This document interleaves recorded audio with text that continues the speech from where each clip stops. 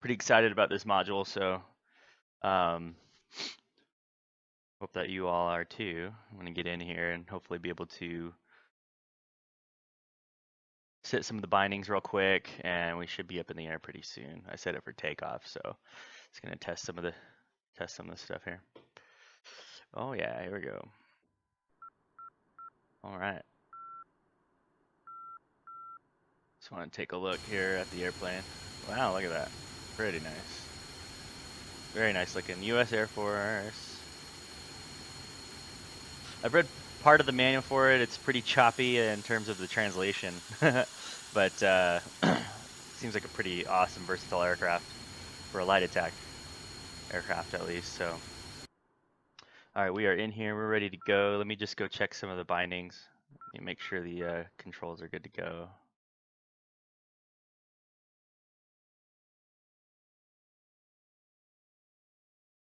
All right, joystick.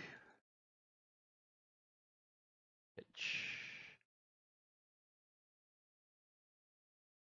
There we go.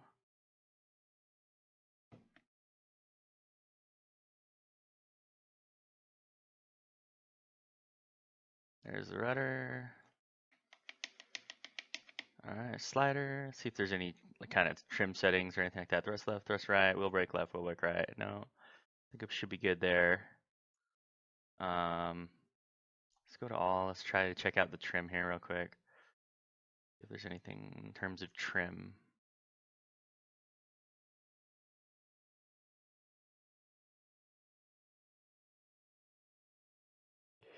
Throttle. Let's see here. No, I don't see any trim settings. At least maybe it's elevator trim. I'll go check that out. Everyone in DCS streams are binding controls. I don't know. I haven't gotten in the air yet. Tyler, I'm gonna get in there right now. Yeah, I'm gonna bind some controls here. Elevator. Elevator trimmer, pole climb.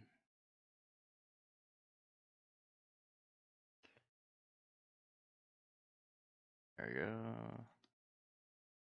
I'm not gonna set my starting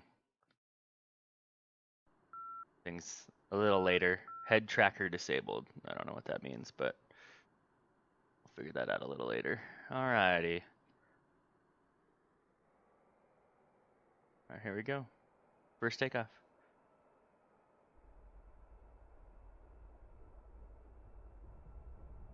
No idea how it speeds for takeoff. I'm just gonna fly this thing and let it rip. Here we go. First takeoff in the F-5. Alright, gears coming up. Man, it's got a lot of nose up trim there. Ooh. Yeah, wants a lot of nose down trim. Wow. Pretty sensitive on the roll here. Wow. I was just watching Booker Swift from the 476 do some turns here, or do some snap rolls, and it was a very slow at full deflection. So I'm gonna check it out here and see what kind of roll rates I can get.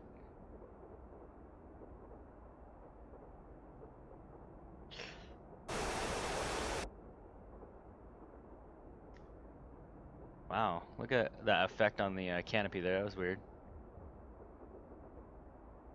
Let's see, not sure where the flaps are. Oh, there we go. Flaps are fully up now. Oops, I was probably oversped the flaps there. That's probably what that noise was. It's kind of a clicking sound.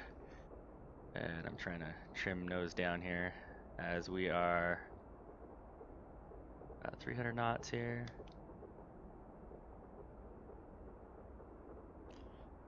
Here we go. It's rolling a lot faster than what Dojo was doing in his stream. So feels pretty responsive to me compared to what he was kind of saying. All right, kind of got it trimmed out there, about 350 knots. I'm gonna go for a, man, it's real sensitive on the aileron there. Dodge, airborne. There we go. That's actually pretty dang fast. I think he may have some sensitivity settings down on his aileron or on his x-axis or something. Actually, I'm gonna go adjust that real quick and see if I can't get something a little better out of that axis. So let's see here, x-axis, roll. Well, okay, I don't need to do that, but I do need to tune axis. Maybe put a little curve on it. I don't know. Maybe no dead zone. But let's put some curve on that and see how that does. What of that? Put some curve on this one here. I don't need any curve on that, and we'll reload her up now. Hey Tyler, any idea what head tracker disabled means?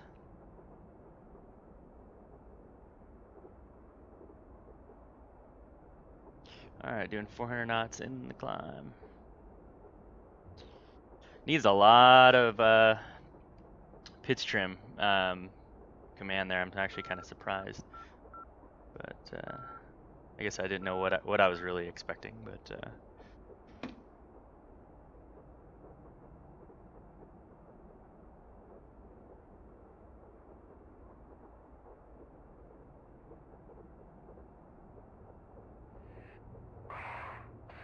see what this thing does. Look at that shaking. Wow, this thing, it feels pretty good. It's really, really sensitive on the roll. I mean, I'm getting a pretty good roll rate out of that.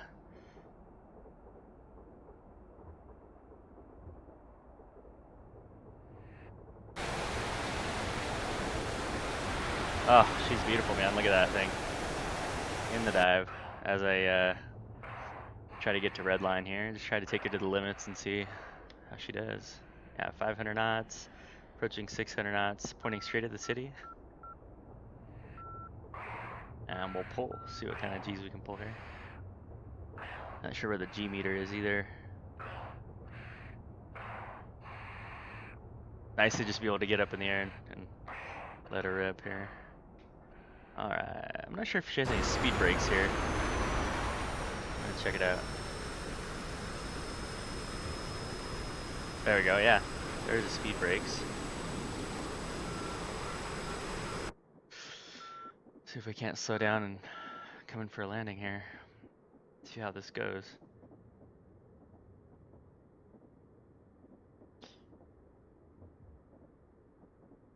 Guessing maybe that yellow tick mark on the airspeed indicator is either flap speed or a gear speed limitation. Drag to shoot in the air. Not sure, man. I won't try it quite yet, but I'll let you know.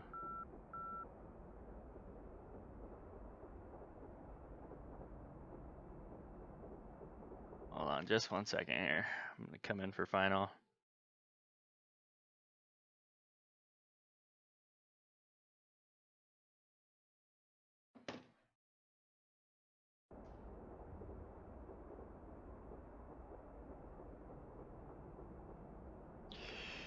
Yeah, head tracker. Oh, head tracker disable. Okay, I think it's my track IR that's kind of wigging out here. I don't have it optimized. I'm in the hotel in Denver, so. All right, let's get this brake out. Coming in pretty hot, about 300 knots. Try to get her slowed down. There's the brake. Does not want to slow down though. I'm gonna throw some gear. Try to slow down that way.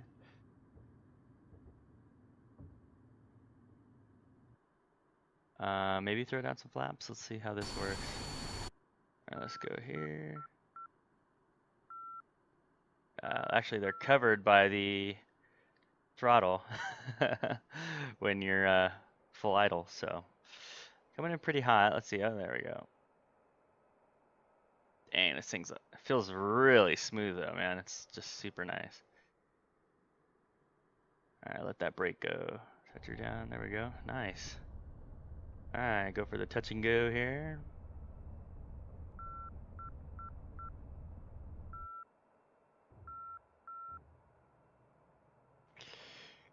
Yeah, there's the flap. Flap panel's right behind here, but when you're at idle, doesn't work out too well, so we gotta watch out for that, I guess.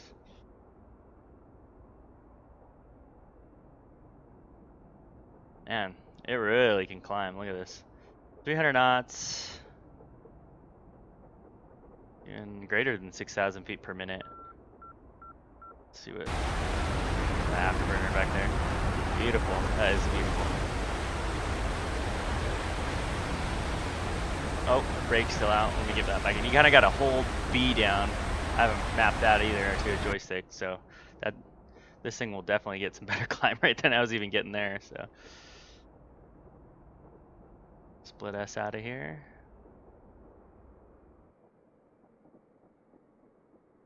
And we'll do a little pass over the runway again.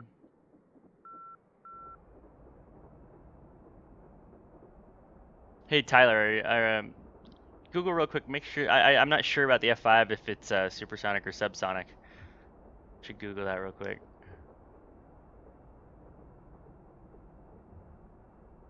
There we go. Yeah, it needs a lot of trim. Quite a bit of trim. We're coming in low over the trees. Really sensitive at high speed for sure, so keep that in mind. But here we are about 650 knots and we're just gonna pull hard up, climb. Try to avoid the gray out there. Here we go.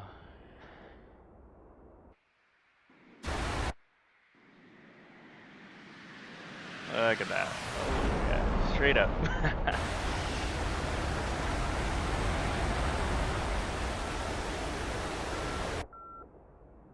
It's tiny little stubby wings, man. It's just a rocket. That's really all it is, I guess. I'll see how this thing does in the stall up here at high altitude. Or not high. Yeah, I guess I'm 26,000, 27,000. Pretty fast, man.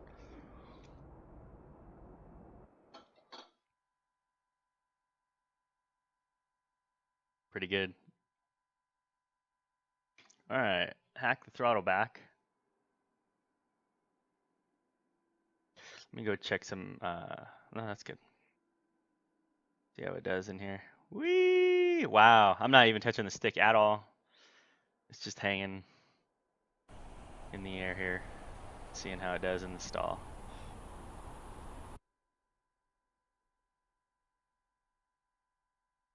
Supersonic the Hedgehog, man. Awesome.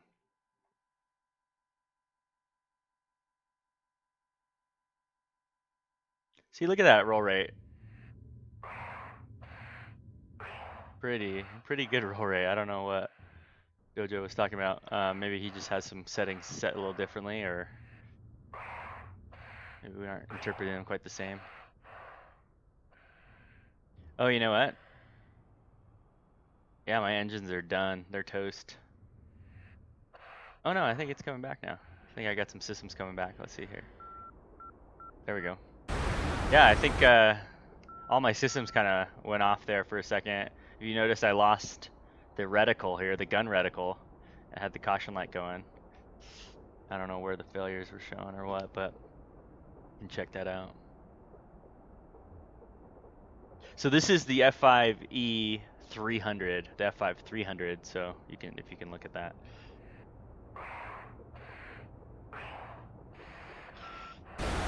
Not bad speeds here, man. Look at this. Oh.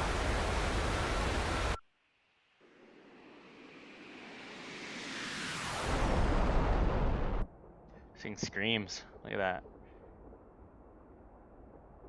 Oop, red out here coming up. Pretty gentle pushover. I wasn't pushing over too hard on that on the elevator, but I wasn't pushing forward too hard, and it already started to gray out there. How these do here? Pretty. Oh wow, that's weird. I don't know what I did to my field of view here, but I think I messed it up here. Let's see.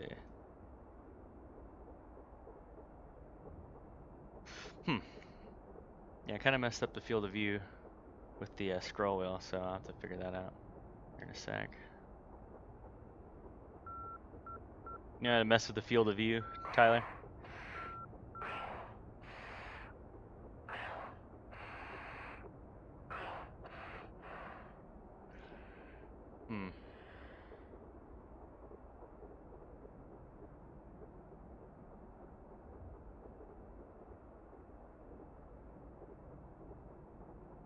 Oh, there we go.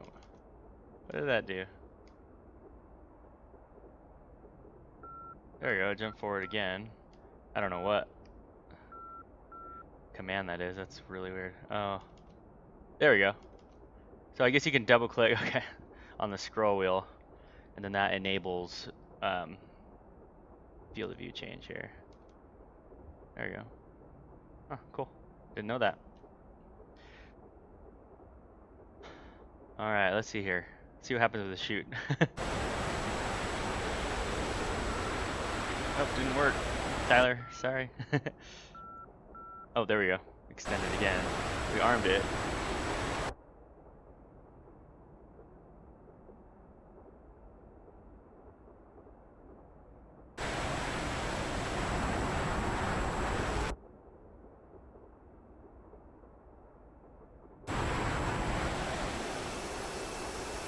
Shoot drag, I don't know, man.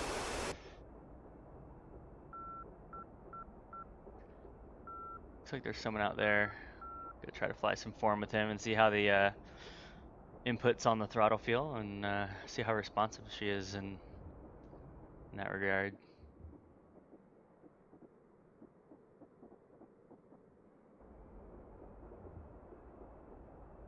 Next up after this, I'm gonna try to spin this thing and see how we do.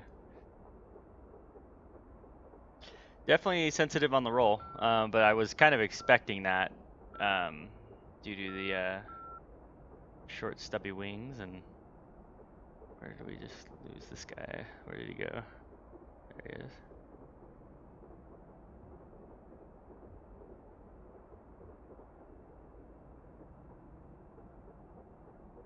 Pontiac is RTB at 17,000.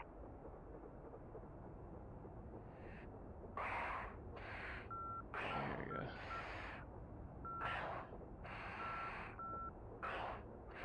There's that guy. See what he's doing. Oh yeah, look at these guys. I wonder what they're doing.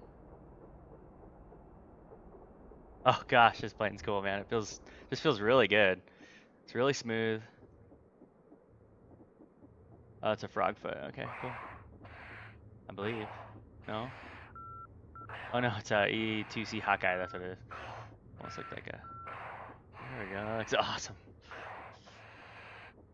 Okay. Bring it around in the turn. I'll do a 360 and meet up with this guy again.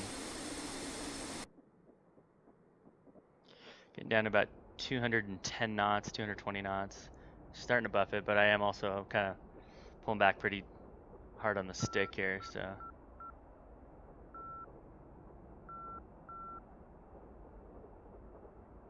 Turning radius, I mean, trying to catch back up with this Hawkeye, but I'm not sure how well it's gonna do. Let's see here, we'll try to catch back up with him. Place the stick, kind of get her out of that stall situation. Here we go.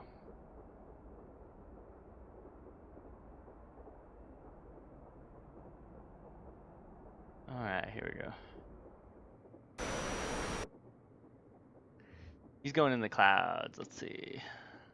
Try to Dodge, passing waypoint. see if I can't fly form with him. Does need quite a bit of trim, so just keep that in mind as you're setting up your trim. But, it likes some attention here, so.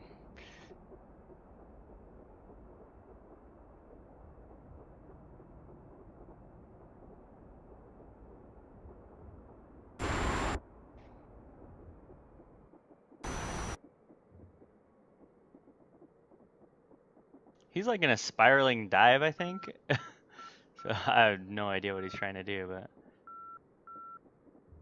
let's see if we can't catch up with him.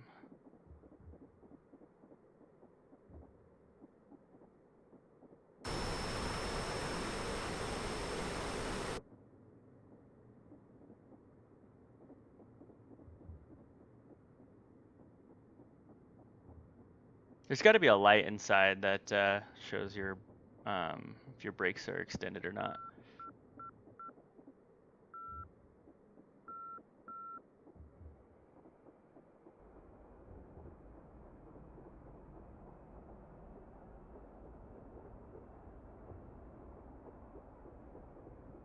And he's just doing a spiraling dive here. This is interesting, really interesting. Pretty fun to fly on him though.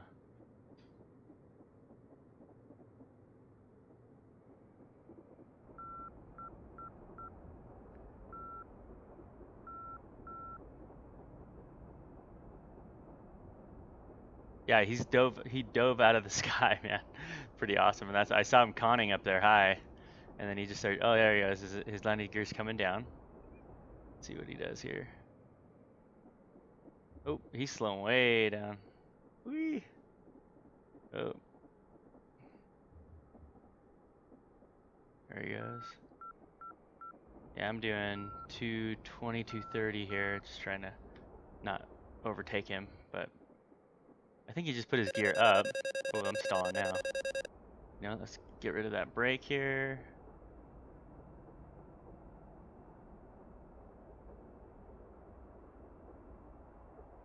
Where is he? There he is. Alright.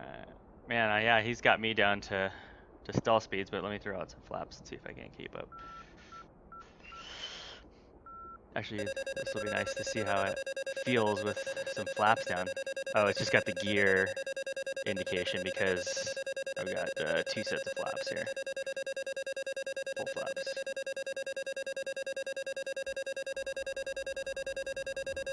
Yeah, probably landing on a free, right? Yeah, let's see here. See if I can't catch up. Oh, so if the throttle's less than probably like 75%, I'd say. It's probably 80%. That's like what a lot of airplanes are. So if you have the flaps full and the throttle less than 80%, I'm saying, maybe 50%, I don't know. Hard to tell on my stick here. Probably 50%. Then you'll get the gear warning horn. So try to silence that thing. Actually, let's go to half. Is that landing flaps? Is that what that said? I can't see what it says, but.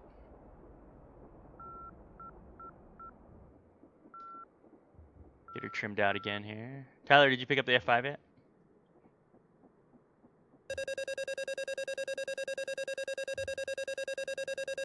He's getting real slow. Look at that, that looks awesome. Super cool.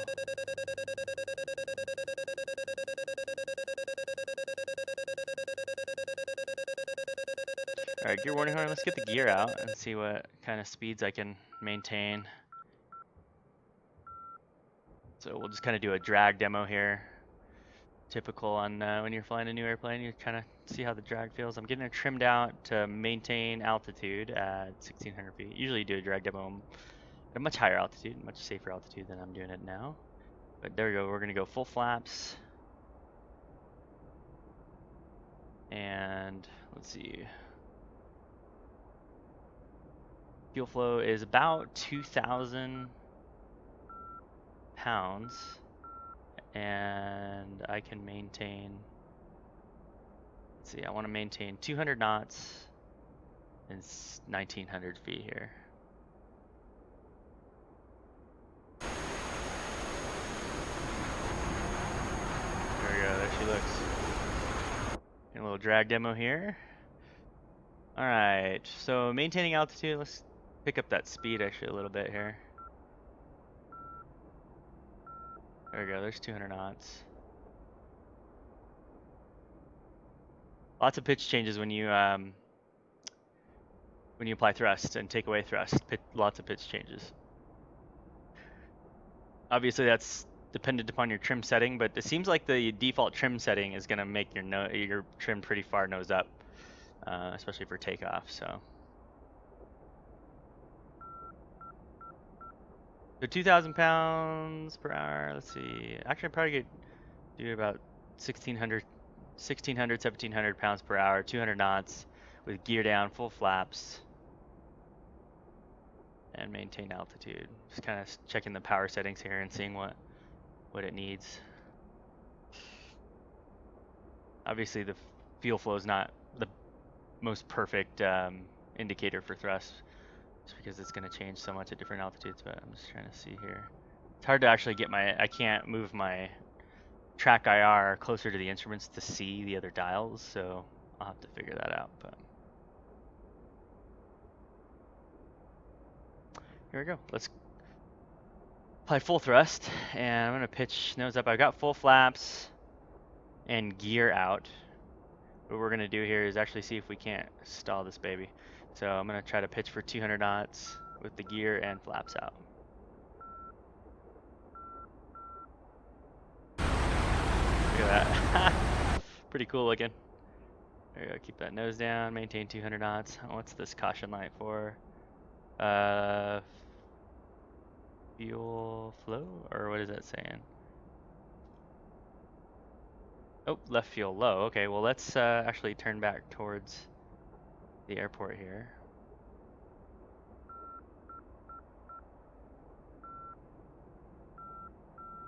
What I always like to do in a new airplane is test the glide ratio, and as we get a little closer to the airport, I don't know what the best glide speed in this thing, but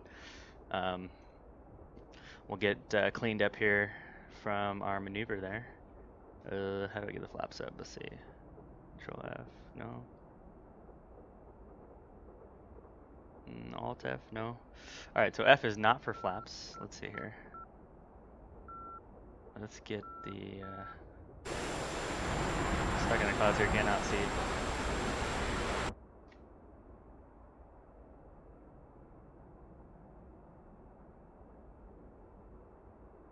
Here we go, let's see here. I lost my mouse pointer too. Oh, there we go, that's why. Alright, going, cleaning her up here, and I'm just gonna kind of do a test the glide ratio here. I'll pitch for 200 knots for now, just seems like a good number for me.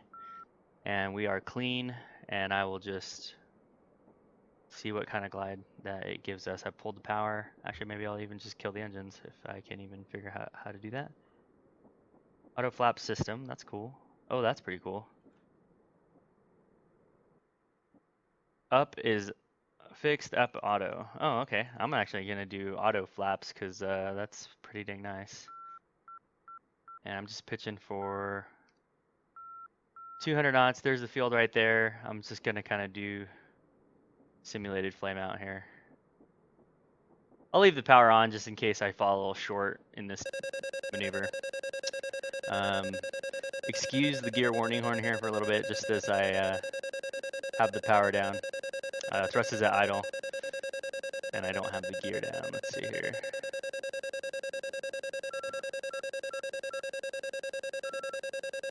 See what we can do. Alright, pretty well trimmed out for 200 knots. Thrust is idle, and we are in our maneuver. And for those who are just checking in, we got a left fuel low level. I've been flying around for quite a bit at some high power settings, so it's time to head back to the airport already. I wonder if it's a function of speed. Why did that gear warning come back again? Let's see here. Oh yeah, it's a function of speed. Interesting. Okay, so less than 210 knots-ish and thrust at idle, the gear warning horn goes off. So I was incorrect about it being a function of flapping gear. I thought typically in airplanes, you know, if you don't have your gear down and you have certain flap setting, that is what will trigger the gear warning, but not in this case, I guess. Try to pull the drag, but nope, there we go. Stow that away. All right, might be about a good time for a base turn here. Getting a little slow again.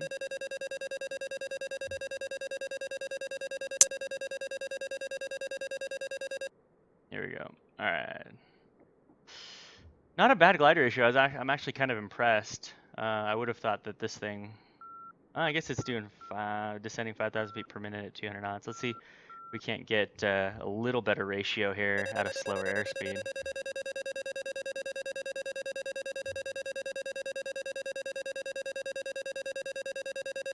And I'm looking like I may fall short here.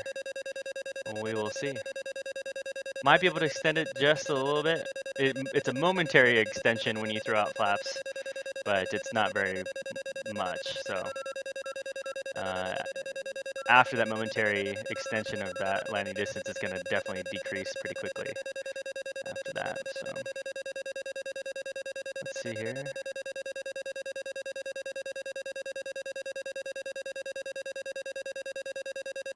Once again, excuse this gear warning. I'm going to cut this guy off in the pattern for good reason.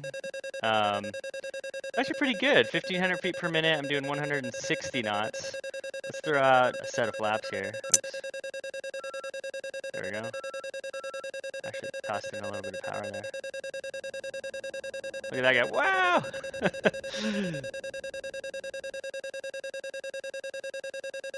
Alright, throw out the gear now. Wow, actually did pretty well there on that glide ratio. I'm probably going to smack her in now. There we go. Ooh, floater. But right on the 1,000 feet. Here we go. There we go.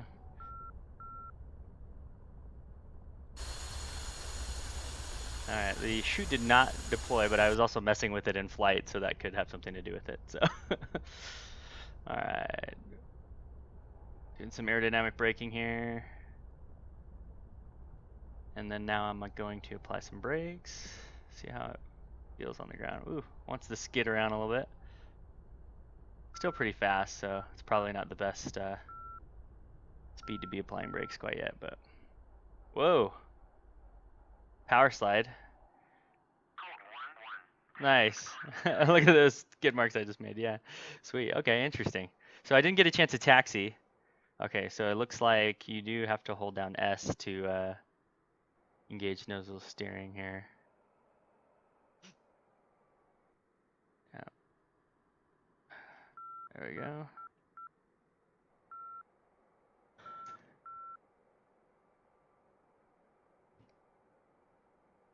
Yeah, I'll have to figure out the taxiing too. We will definitely have to figure that out. So,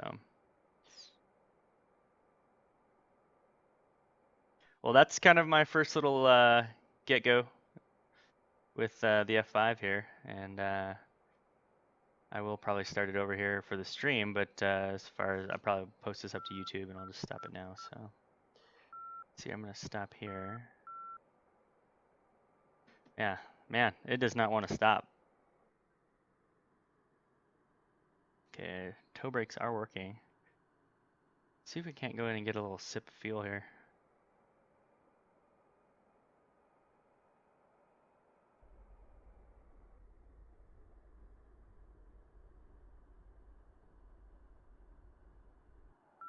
There's that, another E2 Akai. That's freaking sweet.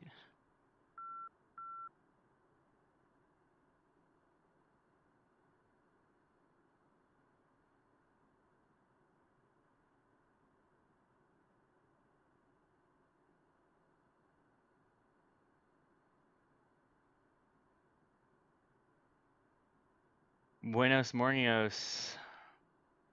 FA bound. What's going on, man? And I do know who you are, so. Are you off work today? Because we should get in here and fly this. Alright, yeah, I'm just trying to figure out how to taxi this thing. I'm not exactly sure what they have, what the settings are. Yeah, see, I'm going right with, well, I'm holding W. No idea why.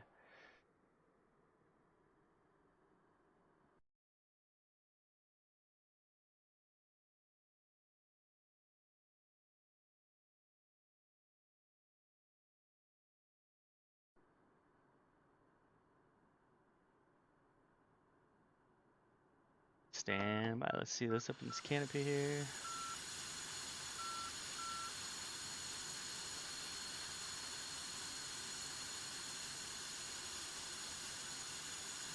Let's put some stuff on here and see how she feels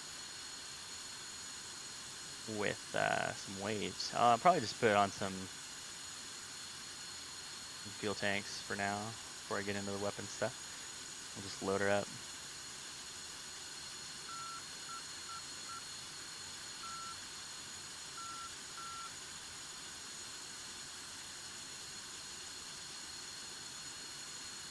Sorry, Rob, did you say you're at work or you're at home? Clarify there. Sorry about that. 21,000. Oh, cool. It's super light, man. This is awesome. See how this looks. I made you do snake eye. Alright. LU, put some rockets on here.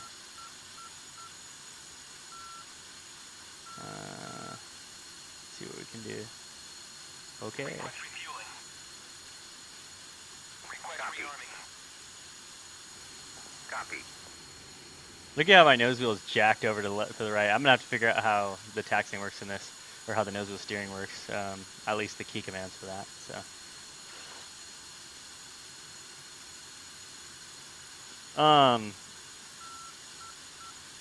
Are you able to make a quick server, Rob? We should hop in together. If you have a sec. If you're able to do that.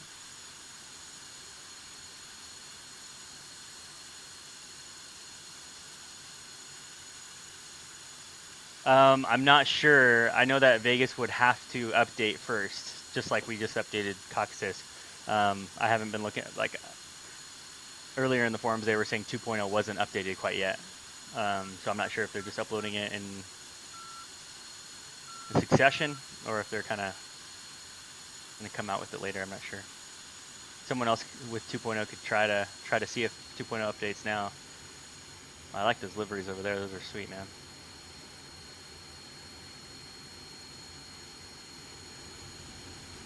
Beautiful aircraft.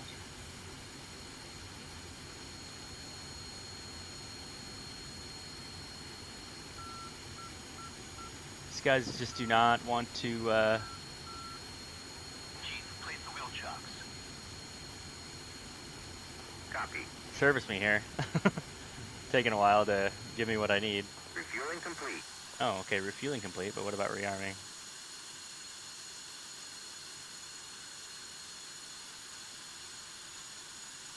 There we go, he's starting to load me up.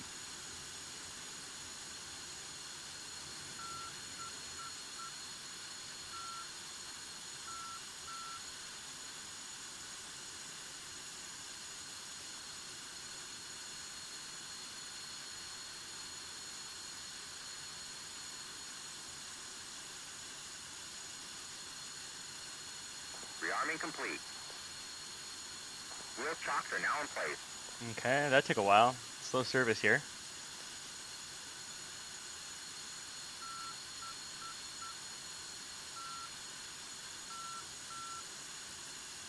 Undiverging my nose gear.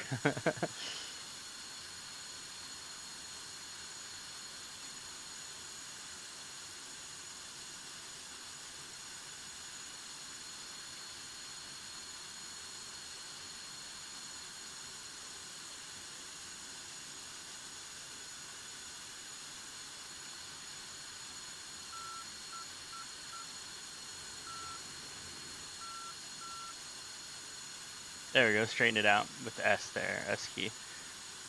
So, okay, you hold down the S key and you turn. Okay, that makes sense. It's just kind of like the other nose wheel steering on the other aircraft here in DCS.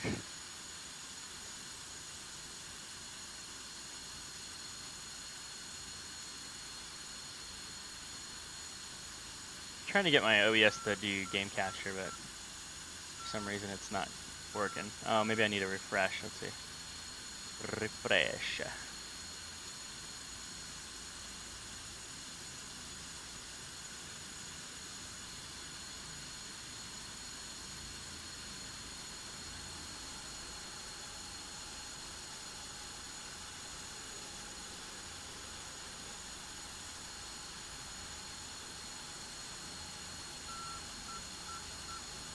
Sweet, there's that C-130 that I cut off. Sorry, bud. I think you're Russian anyways, so I really just don't care, but... And I was emergency anyways, so I definitely had the right away. Yeah, Rob, I'm working tonight. I'm flying a red-eye tonight, so I'm going to try to get in as much flying here as I can. And then I got to actually take probably a pretty big nap, too, because it's going to be a rough night, so...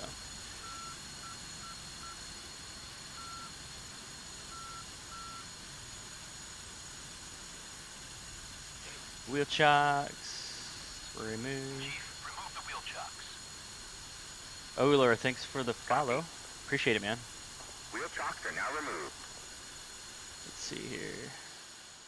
Yeah, anyone in chat, man, or anyone who's watching, just come and say hi. And if you have questions about the F5, I probably don't have the answers to them. Just letting you know, or we can figure it out together. I even had Tyler Flight Sightek in there googling some questions I had about it. So all right, I've loaded her up. I'm getting heavy, and I'm gonna take her out now. All right, S for the nose wheel steering. See how much rudder or how much deflection on the nose wheel I get without nothing without holding down S. Okay, interesting. Some of the other planes in DCS you can actually get away, like the F-15, you can get away with taxiing with the rudder and without applying any nose wheel steering. It'll just kind of caster slightly. I don't know what the technical term is for that, but yeah. Did you get your thing set up, Rob? If you got your control set up, we should set up a server. Just toss in a couple F5s there. I'm kind of curious. I want to check out some of the liveries that they have for it too. It'd be sweet. All right, here we go. This is our first heavy takeoff. We'll see how she does.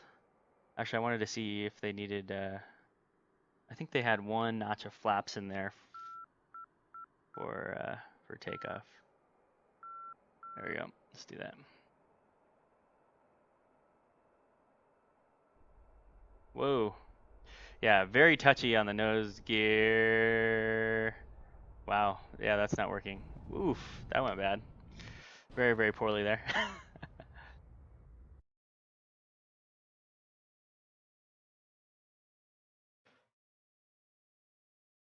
What we can do now is I will go and go try out a startup procedure. Oh yeah, that looks good, man. There we go. Set my new wallpaper. Beautiful. Yeah, I should have lined it up. I should have lined my nose gear up and just left it at that and not touched it until I had some rudder authority. But you know, you live and you learn. That's all good, man. I do want to see if they have any key bindings for the startup process. Vadim 2K, a firm. F5 is released at least for 1.5.4. So if you have 2.0, I'm not sure yet. We haven't confirmed that. Maybe FAA bound can go check it out. Go try to start up his 2.0 and see if it updates. Otherwise, as of right now, and according to the forums, it's only 1.5 that rolled out this morning. So. Oh yeah, raise the strut. Yeah, I remember seeing that in the video, Ogrelo. Do you remember how to do that? What the key command was for that? Yeah, for takeoff. I might have to go take a look at that. So, all right, this is the cold and dark startup process. But let me go see if there's any anything I need to do for this key commands for the startup process here. All right, elevator trim, engine, any ice switch, nope. Engine external fuel switch, no. Idle detent is what I'm guessing is that it'll be. Let's see. No?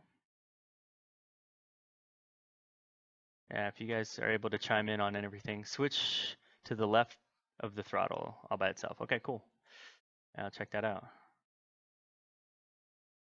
All right. Let's see here. Idle detent throttle, idle off, right alt home, right shift home. Okay. So those are already set. Let me just set these as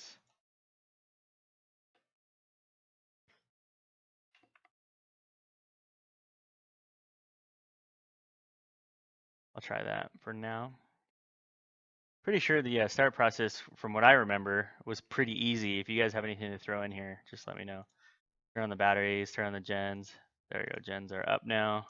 And then we've got to do some air supply. So we're using a hover cart to connect it. And then we have to actually apply the air. Copy. Let's see, so F3 apply. Copy.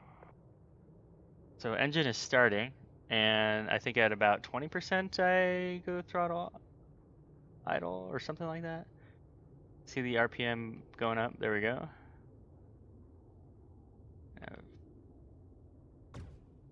Sounds like it's hanging up a little bit.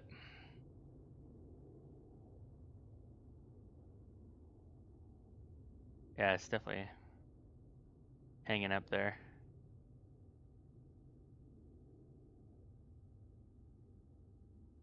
No? Okay. Anything else that I need to be turning on here? I don't think so.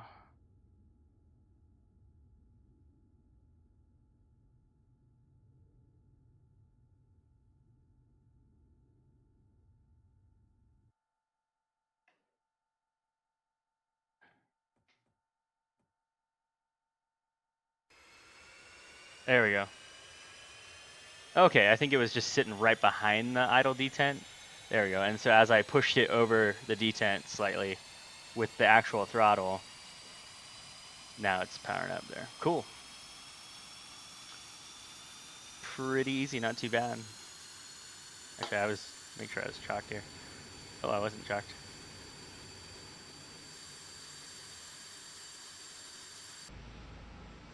Hello. All right, so we got the first engine going. Let's go ahead and get, actually, let's get some wheel chocks here before we start rolling away. Chief, place the wheel chocks. Um, yeah, Rob, let me know, man, after lunch, whenever that may be. You just let me know when you want to hop on. It'll be fun. All right, let's see here.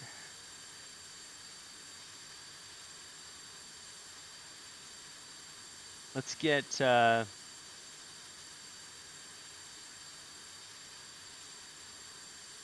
second engine started here. Copy. All right, so they are connecting the ground supply for engine 2. I don't know why you have to do it again for engine 2. Seems like it would be one spot for all engines, but nevertheless, we will play along. All right, so there's F3 apply and see what happens to the RPM on number 2. There we go, there it starts to spool up. Copy. And I've already mapped my idle detent key for engine 2, and there we go. And then I just need to push it over the detent there for it to get going.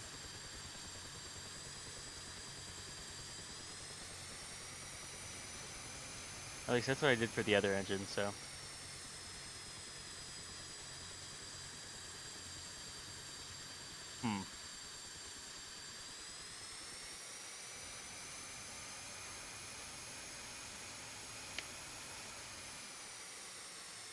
Interesting. Alright, second engine won't get going here. Did apply it.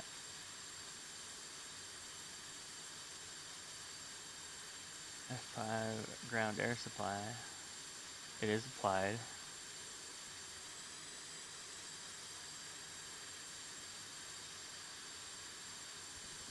Alright, we'll shut it down real quick and see if we can't do it again. So let's disconnect the air supply there. Copy.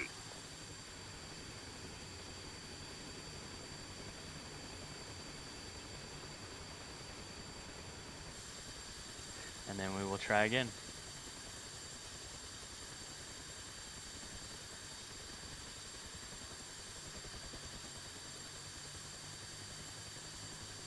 Copy. So we've asked them to connect it. Now we need to ask them to apply it.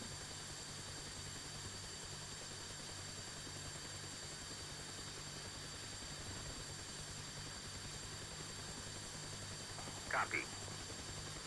There we go.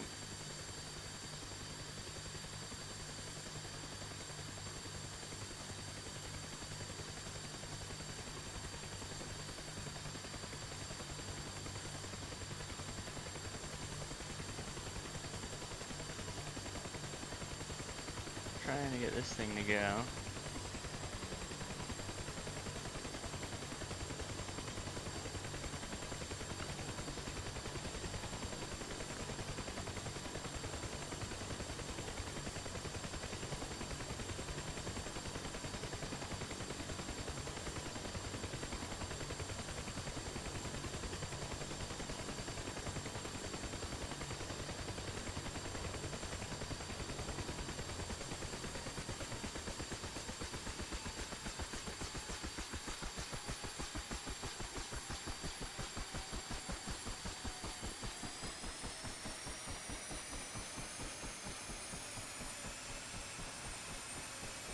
There we go. I have to like push it over up to like 80% or something to get it to start spooling up. That's weird. Take it out of D10 for a few seconds, I'm back in, yeah. Yeah, I don't know. I mean, it was sitting in the D10, and then I just had to push the throttle up to a certain amount to get it going. I'll figure out the correct way to do it. I'm just trying to get her going here. Cool. Thank you, though. Overlow. Appreciate it.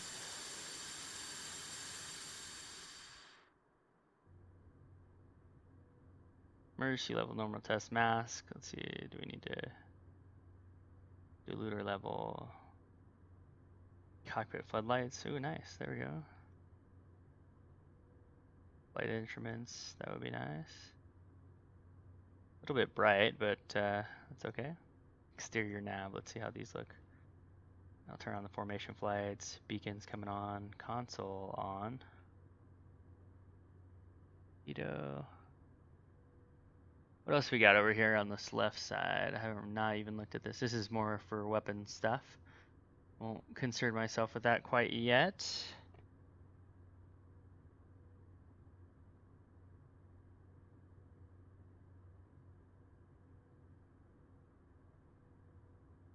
Let's see here.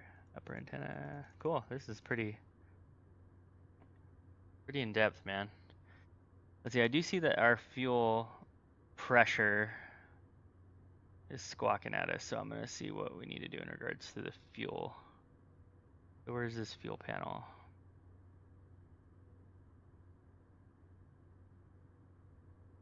Alright, let me get back here and reset my track IR.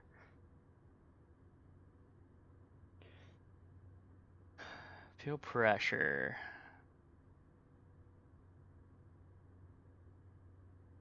Alright, Rob, hit me up in a little bit. Laps are full at the moment. Okay, so that's cool. There's a flap indicator right there. And as I click down on the flaps, let's see here. What do we got over here? Nose strut. Oh yeah, okay, that's what you're talking about. Cool. That's awesome. So we'll need to extend that, I believe, for takeoff. Yeah, we will do that. Or do we do that for taxi as well, Overload, do you know? I think it was for takeoff from what I remember, but. All right, let's see what we got over here. See if anything over here in regards to fuel. Mode. What is this? MP radar, that's cool. Okay, we got the radar. But now I'm looking for some fuel panel. Fuel shut off.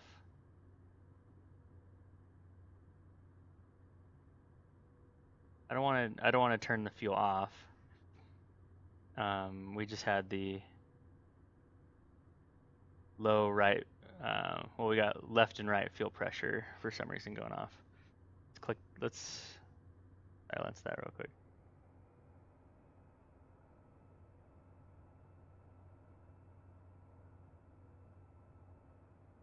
Oh, yellow? What do you mean? Just because I turned the lights on? Yeah, probably. I can turn those down here. So we got both engines started. I've got my lights on, which looks like a pretty Christmas tree.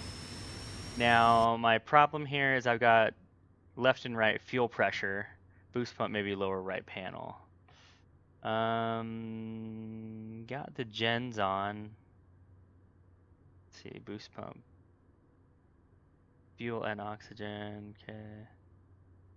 Don't see what you're talking about there, Ogrelo. Lower right panel. Boost pump, lower right panel. Oh, boost pump, there we go. Left and right. I think you saved the day. Thanks, man. Awesome. We are in business, I think. So I'm going to go ask them to take off the chocks here. Chief, remove the wheel chocks. Front instrument panel. Yeah. Cool, Ogre. I appreciate that, man. I'm curious what happens if you take off without those. That'd be kind of interesting to see what happens. Very interesting. Let's see here. All right. I think we've got rid of these things. Let's see if we can't. I'm going to go. Actually, last time we had taken off with. Here we go. With some with a loadout here. I might just put some fuel tanks on it to give us some extra time. I took off clean last time with no fuel tanks or anything, and we were done in about 15-20 minutes, if that. So let's put some stuff on here. I'm gonna get some big tanks.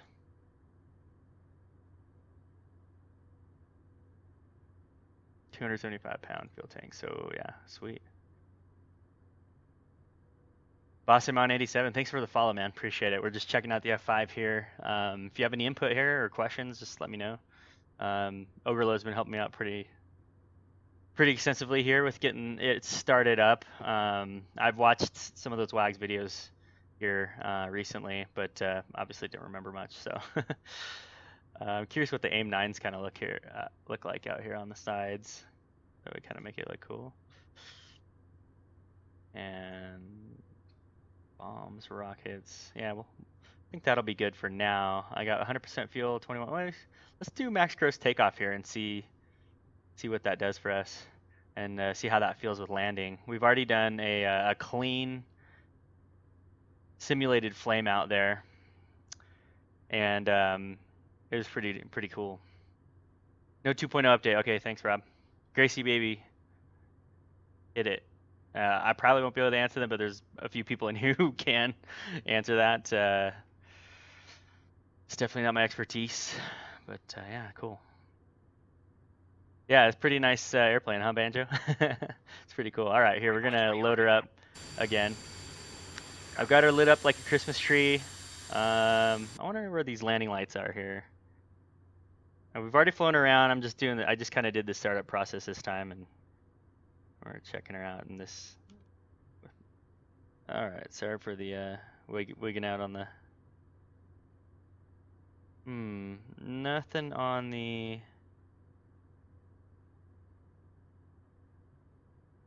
So bright, dim. I guess you can kind of do that. Rearming complete. All right, rearming's complete. Dang, it's like one setting.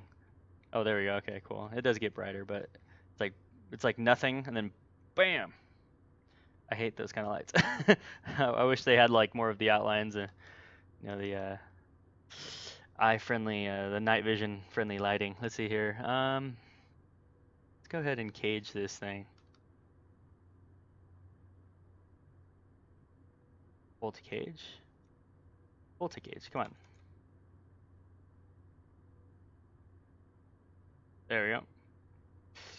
And what else we got here, guys? Anything else? Bottom left instrument panel. Okay, cool. There we go. Nice. Thanks, guys. And armament light control. Oh yeah, sweet. There we go. I can actually see them. Oh, you know what I never hit on the engine start was these engine start buttons, because they were pretty dark. I do remember that once it was up here, you hit the engine start button, and I think I just forced it with throwing up the throttles real high. I forced it into starting by throwing in, introducing enough fuel. Chili, what's up, man? Did you pick it up yet? You pick up the F5? Yeah, I don't know about the drag chute, Tyler. We'll have to look that up, or if I have to pack it, or what the deal is. But I can actually, let's go check it out in the. Let's go check it out in the load page. No, I don't think you packed the chute. Yeah. If anyone knows about that, how you get the chute set up there, let me know.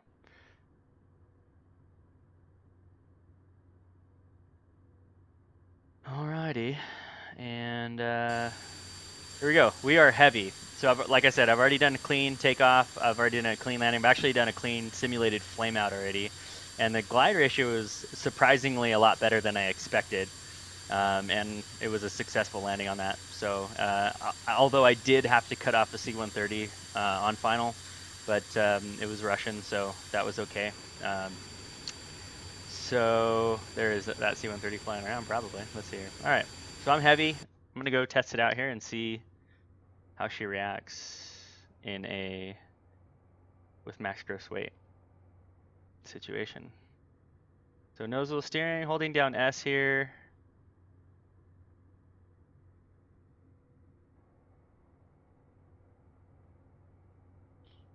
Hey SciTech, thanks for the host, man. Appreciate it. Appreciate it. Oh yeah, those AIM-9s look sweet on the tip there. Oh, looks good.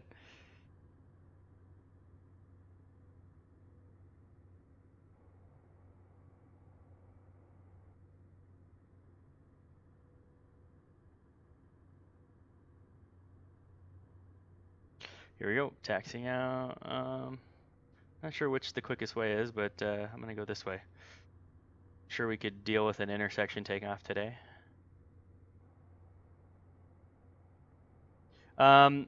Yeah, I don't know, Rob. I'm gonna have to figure it out. I tried to straighten out the nose wheel, and I totally didn't have enough speed, or I didn't have any rudder authority yet, so I tapped it again, and that's where things went really bad. So I'm not exactly sure.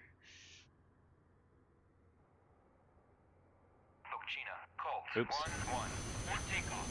A port takeout, yeah. Okay, whatever. Look at that, guys. That's a beauty.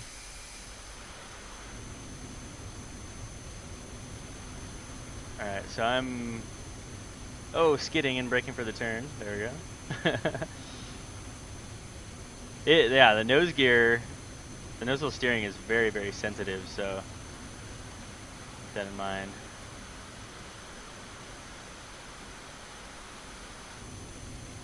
Very, very sensitive. Dynamic braking. Is that you mean like what do you mean by dynamic braking? Like where you're braking on both sides equally, or how's that?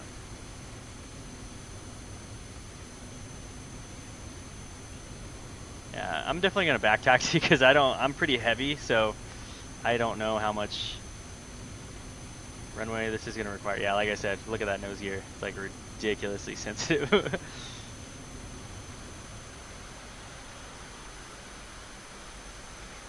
Just left her brake right there. Oh yeah, it might be that, kind of like the Hawk, and I haven't really tested it. What were the key commands for that? Let's see. I think it was like, oh, that was a flare. I think that was like Shift Q and Shift E or something like that, or some deal like that. But I'm definitely just holding down S. What I'm doing is, and then I'm gonna tap W, see if that helps with kind of slowing me down more uniformly and not skidding. I think this should be enough runway here.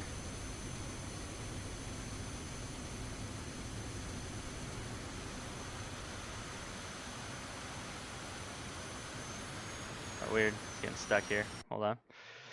Here we go. Ryu618, thanks for the follow, man. Appreciate it. Feel free to start chatting, asking questions. These other guys are able to answer more than I can, for sure, so.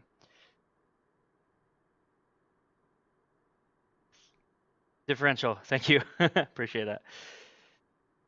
Let's see here. All right, here we go.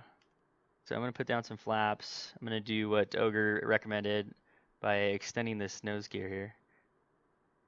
There we go. See, you see that, how it kind of lifted the nose up there. Guessing that's to help out maybe angle of attack on takeoff and more, I don't know. What else does it do? Rob, you should know. See, if you see the nose kind of come down there, I just retracted the nose strut. So I'm gonna do it again and extend it. There it comes up. It is true, Rob. Definitely true. Definitely true. Alrighty. Make sure the nose gear is straightened out here this time. Looks like it's straightened out. I just held down S for that. 71st AH Mother. Thanks for the follow, man. We're just about to take off here. I just did a full cold and dark startup here. I was telling the other guys we've already flown. We've already flown it clean, but I want to do a max stress weight takeoff, and we are right. You've come just in time here. So thanks for the follow, and changes AOA. Yeah, that's what I thought. Okay. All right, here we go. Let's see if we can keep her on the runway. We'll just kind of ease in the throttle there. And I'm going to see as we begin to gather speed here, see what kind of rudder authority we get. Yeah, okay. I'm getting some authority with the rudder here to hopefully get on and maintain that center line. We'll see when start to generate some lift here. It is heavy. Definitely heavier than that first takeoff. And pretty bouncy. Alright, starting to gently pull back on the stick here. Ooh, ooh, nose heavy. Gears coming up. Wow, it needs a lot of nose up trim. Wow. Let's see. Alright, yeah, I'm already buffeting here at 200 knots. Let's see here. Okay, I set the flaps to auto, so they auto retracted for me, which is a very nice thing. Definitely important for an Airbus pilot. Just kidding. Alright, here we go. We got 250 here. Oh yeah, look at that roll rate, man. So yeah, I was watching Dojo from the 476 here fly a little earlier as I was downloading, and his roll rate was just horrific. I mean, it was super slow, but I didn't stop to think if he had anything on his pylons. Now clean, this thing rolls super quick. The roll rate is very fast, very, very responsive, and I can feel now it feels like a pig for sure. So, all right, if you notice the flaps are going from auto, they're kind of going from auto and then they're going off again. Let's see what they're doing. Oh, you know what? I need to manually retract them to match the actual auto setting. So, is my guess. That's just my guess.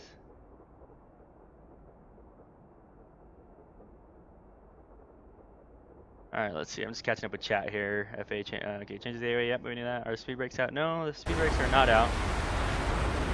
Oh, yeah, they are. Alright, well, live and you learn. Airspeed altitude ideas at the same time is also detrimental to you today. Yep. Cool, yeah, cool stats there, SciTech. That's pretty crazy, Rob. Wow. Yeah, the roll rate's insane, man. Pretty awesome.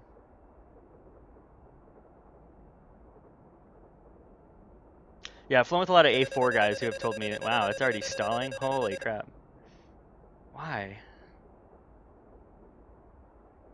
Oh, that was a that was the gear horn, so I don't know exactly why. It's probably just, oh yeah, it's a function of speed. That's right. We had deduced that, but I mean, I'm full thrust here.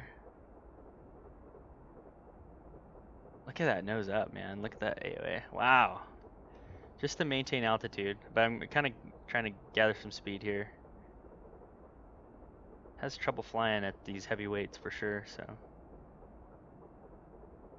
So Rob, what are the differences between the T-38 and the F-5? I know the T-38's kind of been that main trainer for the Air Force for a long time, but what are those differences? I mean, aerodynamically speaking and all that stuff, it's probably pretty similar, right? Because I've flown with a lot of T-38 guys too, so, but I've never asked them that question, so.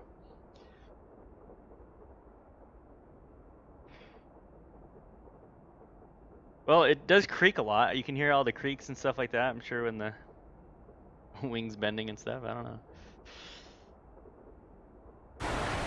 And that was a good point Rob made there. He asked if my speed brakes are out, because that was a really sluggish takeoff there.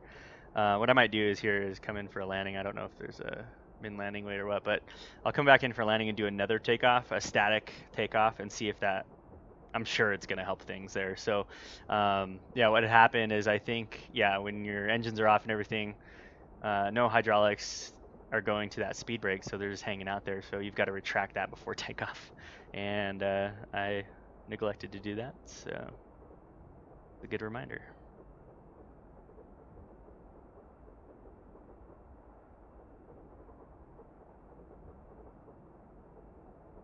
Let's see here.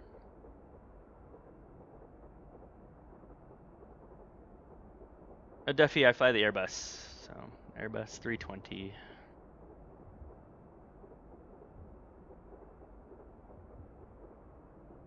Let's see how this thing slows down. I'm gonna maintain altitude here. Like I was saying earlier, I was doing a drag demo in the aircraft and kind of seeing, I put it out, I put all the gear down, I put all the flaps down, see what kind of thrust settings it takes to maintain altitude when you're dirty like that. So you can, you know, that's basically what a drag demo is. You basically demo the aircraft in different configurations and see how it responds. You know, what kind of thrust settings do you need, and you know, how well does it climb, how well does it descend, and all that kind of stuff. So what we did was, yeah, we threw out the gear, we threw out full flaps, and it took, well, down towards sea level is about 1,000 feet AGL, which is real low. You don't usually do drag demos that low, but it was about 1,500, about 2,000 on the fuel flow, and I was messing around with my tracker. I couldn't see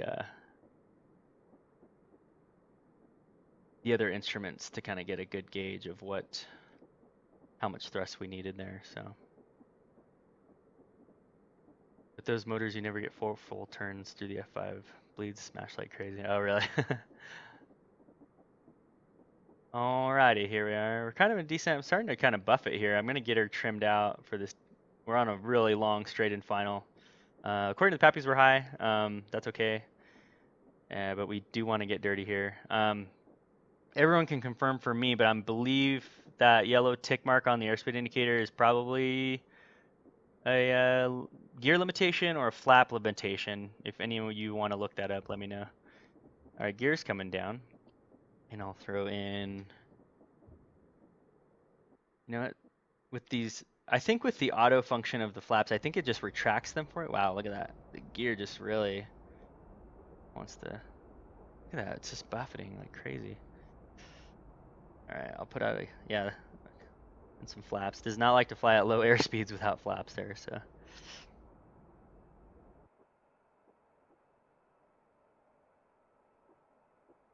All right, here we go. We'll get full flaps in there.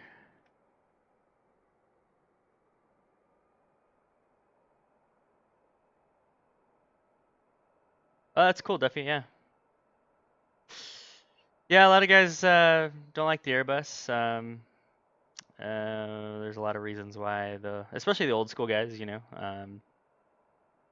I enjoy it. It's very comfortable to fly in, and it has some weird quirky things about it, but I think all airplanes really do, so yeah. All right, let's see. I'm pretty heavy, so I'm just trying to, I think it's about,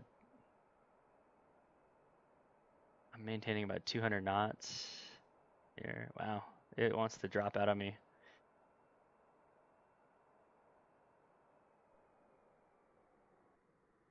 There we go. Oh, that was a cruncher. But we got it. All right, let's see if the drag chute comes out. There we go, sweet.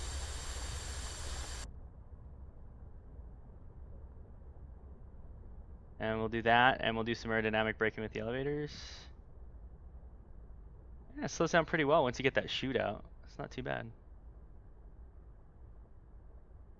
And I'm just gonna tap the brakes here so that I don't skid off the runway again.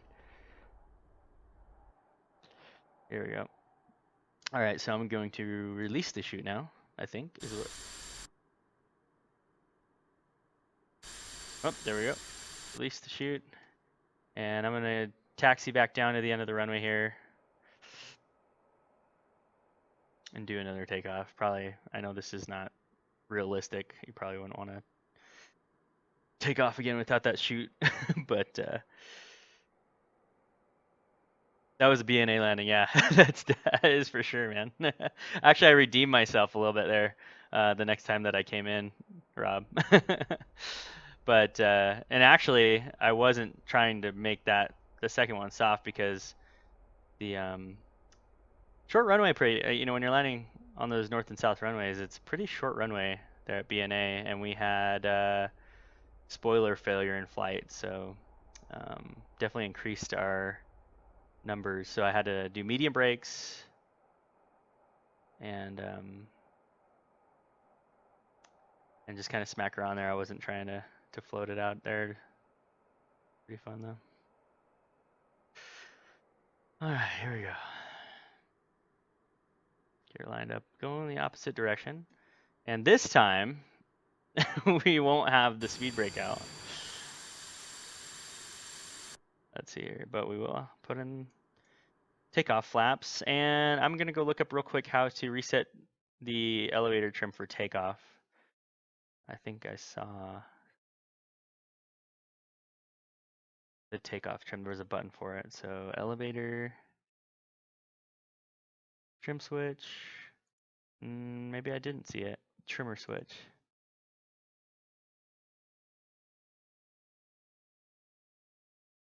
Oh, well, yeah, Duffy, LaGuardia, definitely, yeah.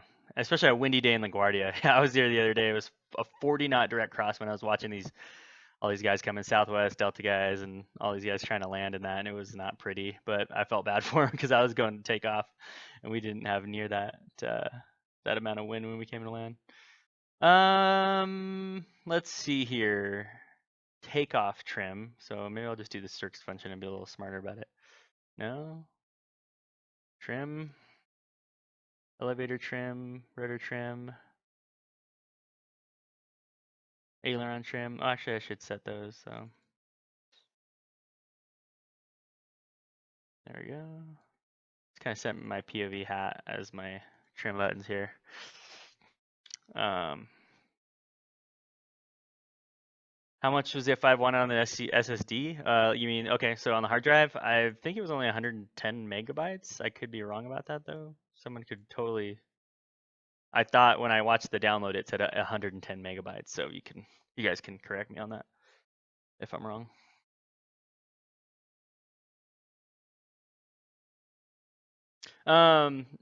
Yeah, I don't know if there's a takeoff trim switch.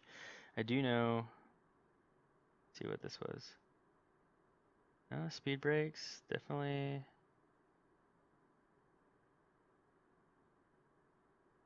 I'm not sure. We'll just deal with it on takeoff. I just wanted to make sure that we were good. So yeah, 115. Okay, yeah, it's not too big of a download. But, all right, nose wheel steering is nose wheel is straight here for takeoff, and we'll try it again.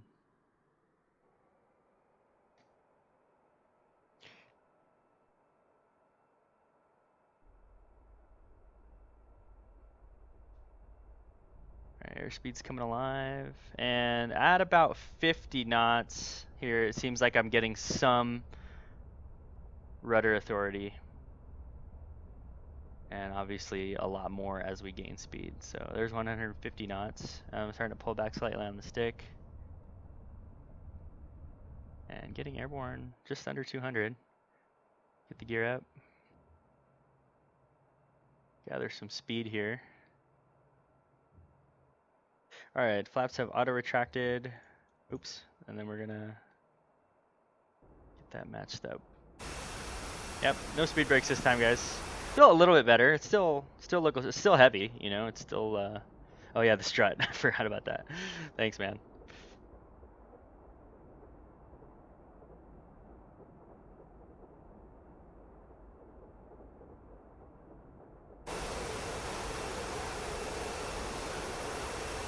Yeah, these sims are so amazing, man. I just, it's amazing what they can reproduce these days and how accurate they can get these systems going, and yeah, it's pretty cool.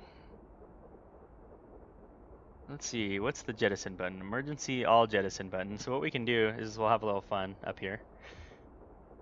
I'm gonna go ahead and jettison everything. Looks pretty cool with just the AIM 9s on the tip. Sweet. Yeah, that's correct, man. It's the AIM, actually 9.5 5P or something like that, 9P. I don't know. I have to look at it again, but yeah, that's right, San Martin. So. All right, so we're getting up here. I'm gonna go do some more stall practice and see how this thing does. What I like to do is get in, whenever I get in a new airplane, is get up and go see how they react in the spin. This kind of airplane in a spin is, my guess is it's really not gonna do well, but maybe, I don't know, maybe we can get it out of a spin, but I definitely just want to have enough altitude. I'll just probably do it over the airport so that if we have a problem, lose our engines or anything like that, we have an airfield right there that we can glide to. So I did notice that when I went straight up, when I was flying, I just did a basically just straight up vertical climb up into the 30,000 feet area, and I lost my engines for some reason. So the engines died, the systems all turned off and everything, like even the gun reticle turned off and everything. That was my first indication, was that the gun reticle turned off. 9P5, thanks man. And yeah, and then as I was back in the dive again, all the systems started to turn back on. So probably something to do with fuel flow or how those systems end up working. And kind of like when you fly the A-10 upside down and engines like to shut off in that situation. So we're getting up in the 20,000 feet area, and I'm going to level off here about 21,000 feet. Maintaining altitude's not an easy task in this plane, but we'll do our best. Like I said, it requires a lot of elevator trim to do what you want on that axis. So cool, San. Yeah, let us know your thoughts as you start to play it, man. So I'm gonna pull back the throttle here and just maintain altitude and see what it does. So you guys can, my throttle's back all the way, maintaining altitude, and we'll see what this throttle does. See if it likes it to slow down. Yeah, like I say, I'm doing my best on the vertical speed there, but that's all I can do. And it's pretty slow on the speed. I mean, yeah, it's a slippery airplane, so I'm just kind of trying to match the nose up trim to be able to maintain level flight as I get going here. And I'm going to kind of do a left bank here to stay closer to the airport.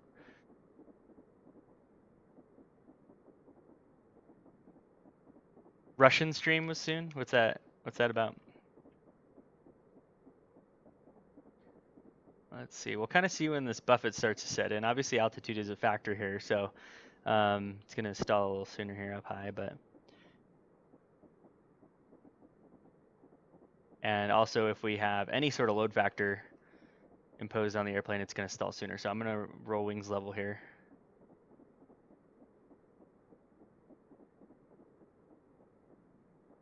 See, I'm already descending. It's already really hard to maintain altitude there, so it's probably going to drop out of speed real quickly here. Starting to get a tiny buffet, I think. No, maybe not. Slowing down about 180. Oh, there's the buffet for sure. There's the buffet about one. Okay, and it's right on that arrow tick mark, whatever that means, on the airspeed indicator. I'm just trying to trim. Just holding that back pressure, just trying to keep that nose on the horizon. And keeps wanting to descend, right? So airspeed's decaying. Look at that buffet. That's pretty sweet, man. It's shaking pretty hard. All right. See at what point the nose drops for me. All right, there we go. And I'm just gonna hold the stick full back and see what this does. See if it just automatically puts me in a spin. All right, stick's held back. Definitely in the spin now. This is spin number 2. I'm just holding the stick back here to see what it does. Wants to fall out of the sky. Oh wow, look at that altitude loss. Oh man. Yep, alright, so I'm gonna let go of the stick, release the nose, full opposite rudder. Might even need a little forward pressure on the nose to break that stall, or break the spin. And then we will recover. Alright, I got about 200 knots there. I'm gonna ease in the power.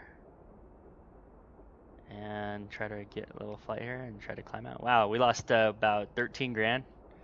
13,000 feet in that spin there, so. Yeah, it just gives you a really good idea as to what the airplane can do when you go up and you go spin it, right? I think we really got, it started to really buff it hard there down around 150. The buffet started around 180, 170. Really got pretty violent around 150. And you guys may have seen better than me, but around 140, 130 is really, as I kept that stick back there, and tried to induce the spin itself. I didn't even put in any rudder in there to induce the spin. Typically, like on a lot of more stable GA aircraft, like you have to really make it spin. I mean, it's hard, And so yeah, I held the stick back, but it really kind of spun itself with the stick full back. So, and then as it got into that auto rotation, it just stayed there and hovered around 130, 140, and kept that spin going. And so to get out of the spin, what I did was I applied power idle, aileron is neutral, full opposite rudder, and I had to actually push forward slightly on the stick to break the stall. So just keep that in mind. The acronym that I use for that is PARE, pair.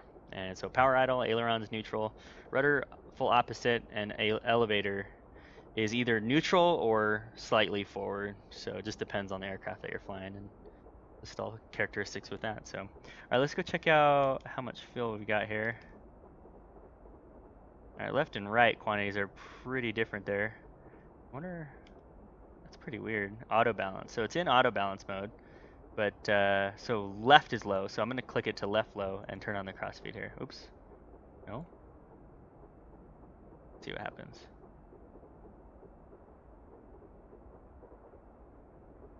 I'm gonna click left low. I don't know why maybe it's an auto crossfeed system or something. I don't know. Well, yeah, yes, I take auto rotation is actually an airplane term for spinning. So, but yeah, same deal. Once it gets into the auto rotations, where you basically can let go of all the controls and it's spinning itself. It's gone into, the aerodynamic forces have taken over. So, have I tried the T-38 for FSX? I have not tried that yet. Sorry, man. Is it pretty good? So what I'm going to do now is have a little fun. This is where I have fun. I'll turn off the pumps. Let's see how we can shut down the engines here. And we'll do another simulated engine out. So simulated flame out at 25,000 feet. Pretty much clean. I mean, I know we got these pylons on and the AIM-9s, but I don't think you can jettison those AIM-9s without actually shooting them. So we'll see if we can turn off these engines somehow. How do you turn off the engines? Let's see here. I've turned off the fuel for them, at least. The external fuel CI switch, no. Pylons off. Whatever. I mean, we'll just descend it down. I just want to make sure that the engines aren't producing any thrust at the moment. Well, yeah, they still are.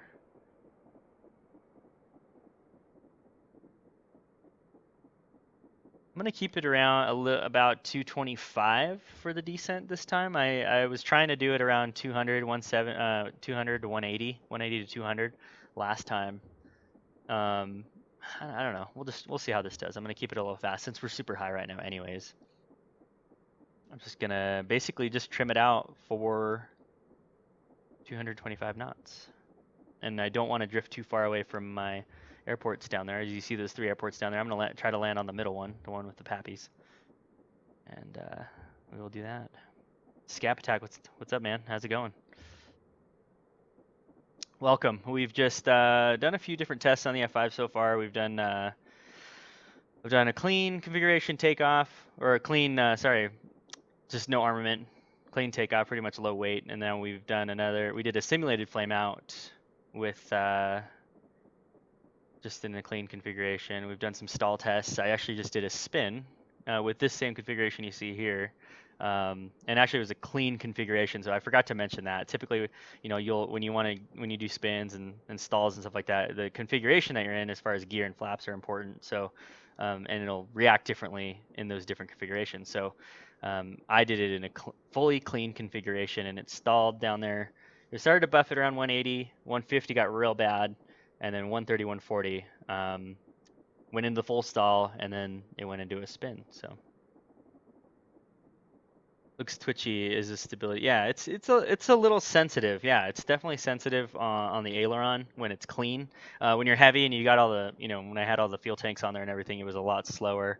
Definitely a pig when you're heavy. It really did struggle. So SAS off. Does this have SAS? Might be off. I have no idea.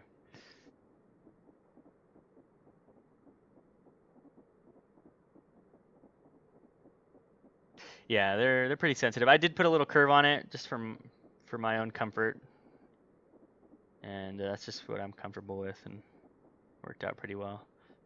And I remember now I'm not sure how the gear works. I'm sure it's hydraulically actuated, so I'm not gonna kill my engines fully here.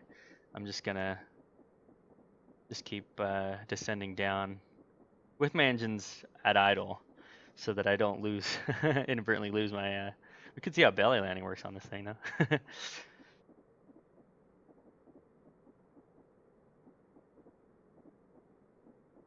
Low left behind throttle and that mouse looking thing. Okay, low left throttle behind this thing. This thing right here, I believe that's something to do with the radar. Right here, if I click on it, it says AN APQ 159 radar elevation antenna. So like, yeah, I guess it's where you control the gain and the elevation on the antenna. Let's see here, range selector and range mode selector, whether it's on or off. Yeah, here we go. Yeah, operative. There we go. I'll turn it on and I'll try to blast some of the ground crew here, so that these guys cannot reproduce here. So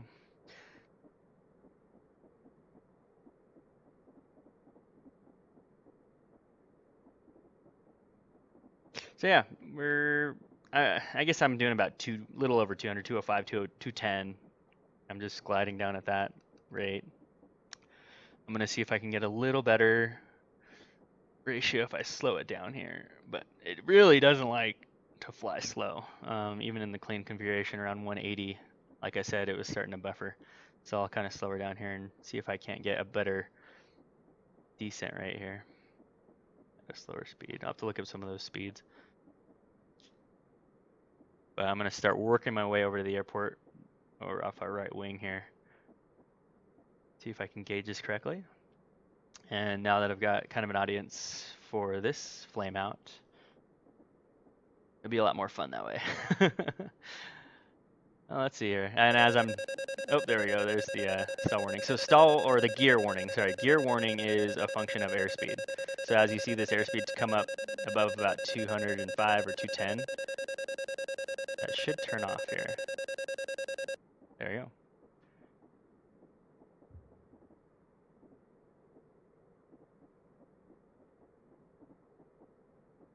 So here's where I'm trying to make the decision.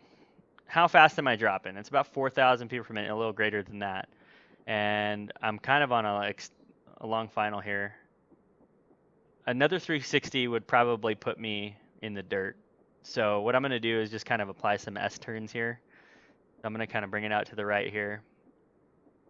And then I'll bring it off to the left. And the banking will actually help me lose some altitude. Like here I actually need to lose some altitude. So the banking will help me extend that a little bit. And you know what? I can even toss in flaps here. 1 notch flaps. That should help me get down a little quicker. So yeah, I'm definitely high here. So this is where it gets a little tricky. Another 360, like I said, will put me in the dirt, but I'll do some aggressive S-turning here. And that should help me get down. And I don't quite want to commit with the gear, but you know what? Right as I say that, it looks good to me. Like I want to put the gear down. But it's probably going to want to drop like a rock. And I'm going to put down full flaps. And hopefully this doesn't put me in the dirt. But actually I can get a slower airspeed now, so that'll be nice. There we go. Looking pretty good to me. We'll see how fast it ends up descending here on final. I have some airspeed to to play with here, which is what I want.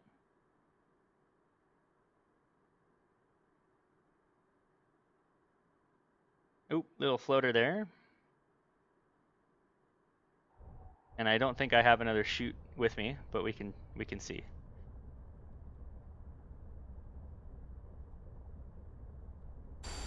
Oh, yeah, I already used it on that last one. But what I'll do is aerodynamic braking with the elevators. Tap in the brake so I don't skid it out. Oh, auto flap's freaking out. Yeah, okay. Yeah. Let's see here. Full back on the stick. Tap in W. You might be able to hear that. Ah! See, now I'm starting to lose it. Now I'm going to get some... Wow. Yeah. Whee! Lost it there. Yeah, crew chief won't see that. He'll be good, right? And you jinxed me, Rob. You said nicely done on the landing, but then you know the landing's not quite finished until you're clear of the active runway, right? So thanks for the jinx there. Yeah, I don't know the auto flap function. I'm gonna have to look up how that actually works and see what it's doing. I'm sure it auto retracts for you. I'm not sure if they actually will extend for you at the right airspeeds. Buff red eye, yeah. Let's see here. That was pretty fun though, man. I really enjoyed that. So what I might do is just come in. I want to keep flying, so I'm gonna come in and go get some fuel, maybe get some repairs on this guy. Hopefully the crew chief didn't notice that scraped up the wing a little bit when I departed the runway there, but it's all good. We are all good. Yeah, it's really hard to brake after landing. That's what I've noticed. Like, yeah, I'll have to figure that out. Okay, Rob, come back, hit me up, man. Let's go. Let's fly some F5s together. We'll get the first formation videos of the F5, hopefully. I doubt it. There's probably guys out there like, oh, I had the advanced copy.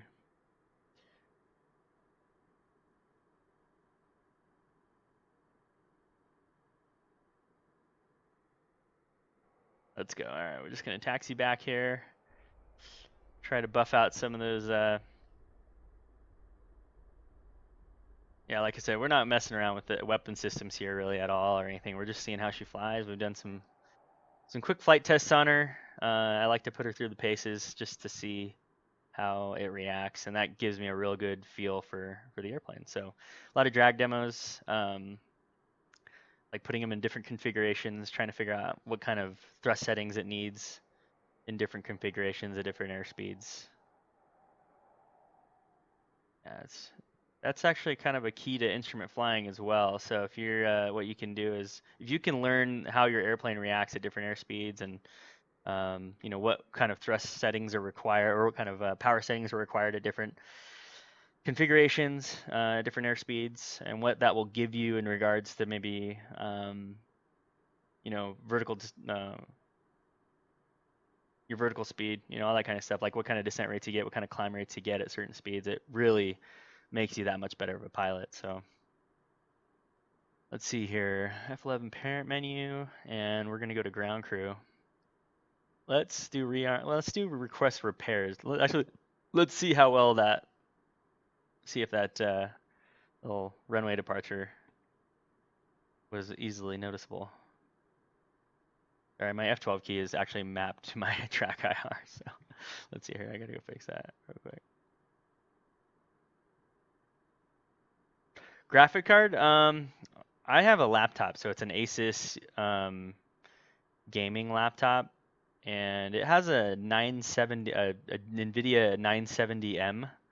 So whatever that equivalent is to a desktop, if that's what you have, most people obviously do, but yeah, it's definitely not as powerful as a regular 970, but other guys may know better than me. I'm not a connoisseur on that kind of stuff. FAA down there, he knows quite a bit. I think he bailed for a little bit, but he definitely knows a lot more about how that stuff works than I do. So I'll do just pause break for the for that.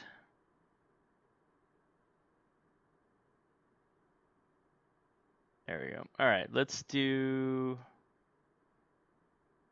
What was I doing? Oh, I was gonna go check out and see how it looks outside after that interesting landing.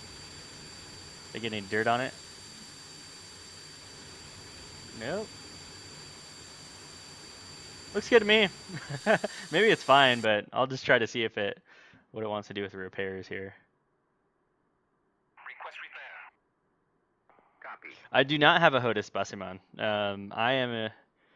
I am on the road at the moment, and I usually am on the road when I'm flying DCS, so I'm in a hotel room.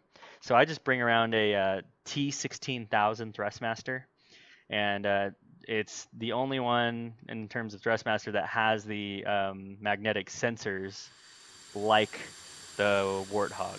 So very low end. It's only 30-40 bucks, but it works really well for me. I can fit it in my bag, whereas a big Warthog would probably not do too well. Might hold up okay if I pulled it apart and stuff, but it's just not worth it for me. So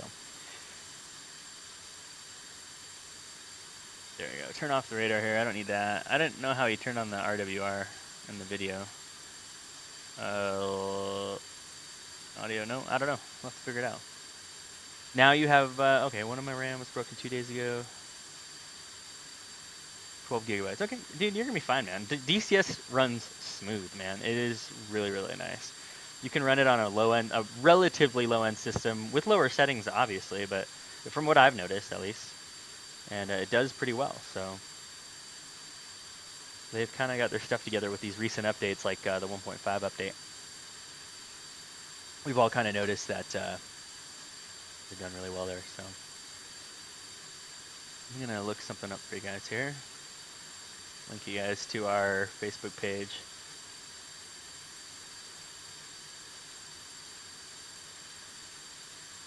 No, that's not it. I'm trying to find, we just have a little fun page that we have for,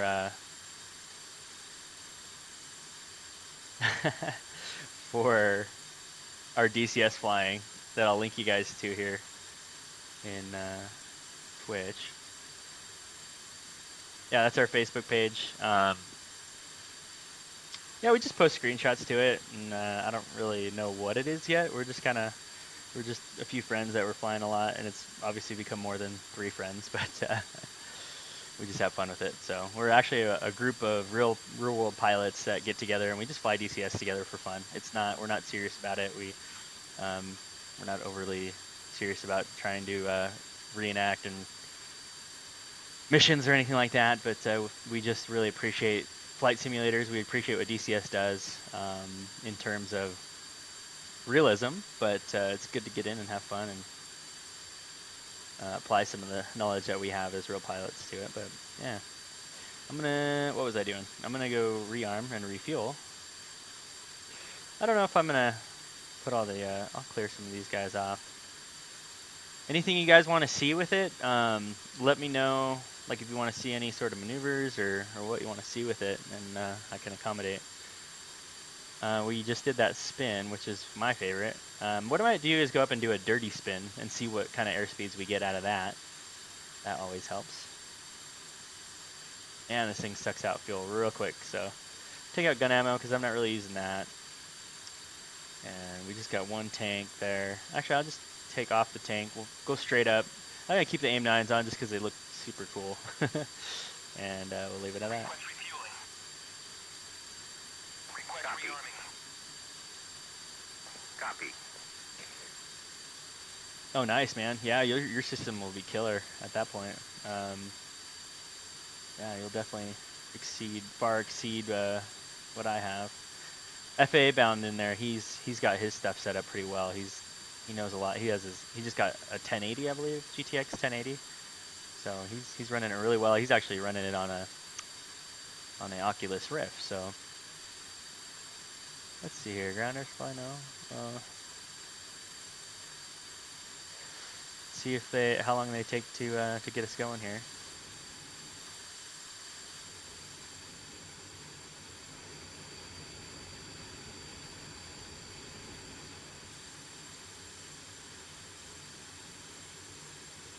Yeah, definitely. If you send me a private message, I might not get to it right at the moment, but send me a private message and I'll talk to you about that.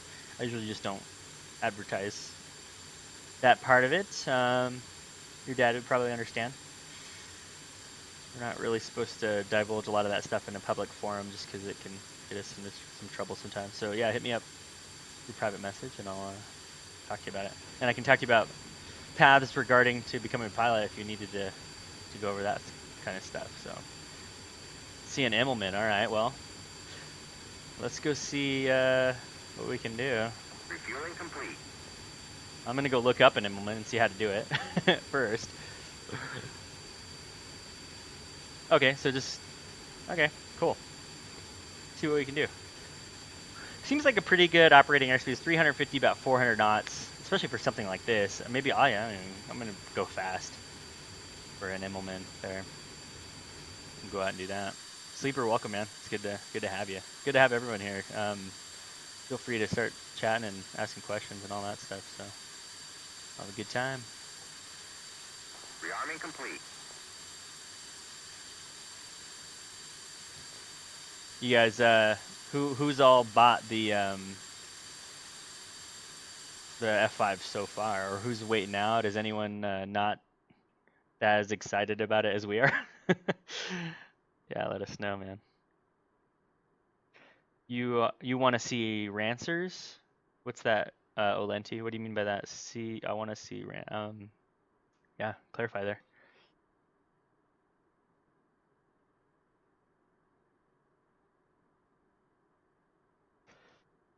Am I a frequent streamer?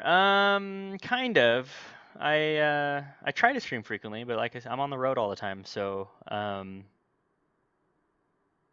it's definitely on and off, but I do enjoy it. It's kind of fun. So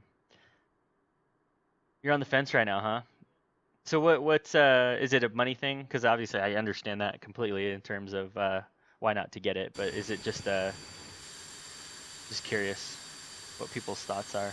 Because I mean, when I saw that this was coming out, I was like, oh, that's my next purchase for sure.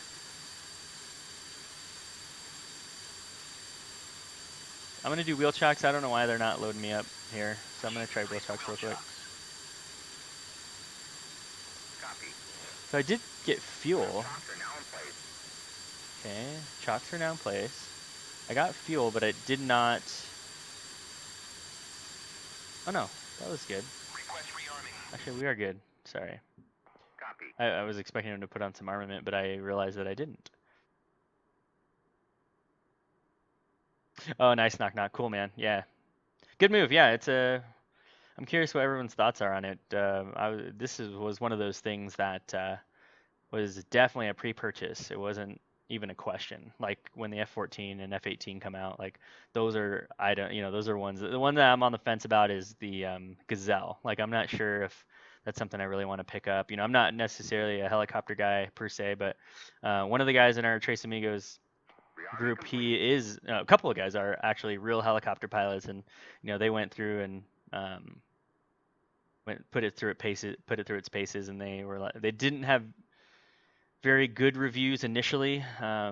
So I was like, oh, okay, I'll just wait. I'll wait on that one. That's fine by me. So wasn't one I was super excited about, but I definitely understand why other people were. So okay, I'm gonna get rid of these wheel chocks now. Chief, remove the wheel chocks.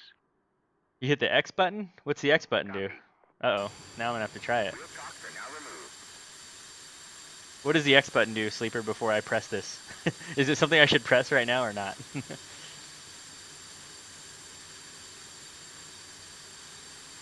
Oh, nice, man. Sweet, Duffy, yeah. Yeah, good move, man. Yeah, my buddy, he just finished law school, and he's actually doing nothing related to law at the moment, but yeah, it was a good experience for him. So, and then yeah, for you to get a slot in the reserves would be sweet. What do they fly up in Columbus? You probably have seen them before. I just can't remember. No public server.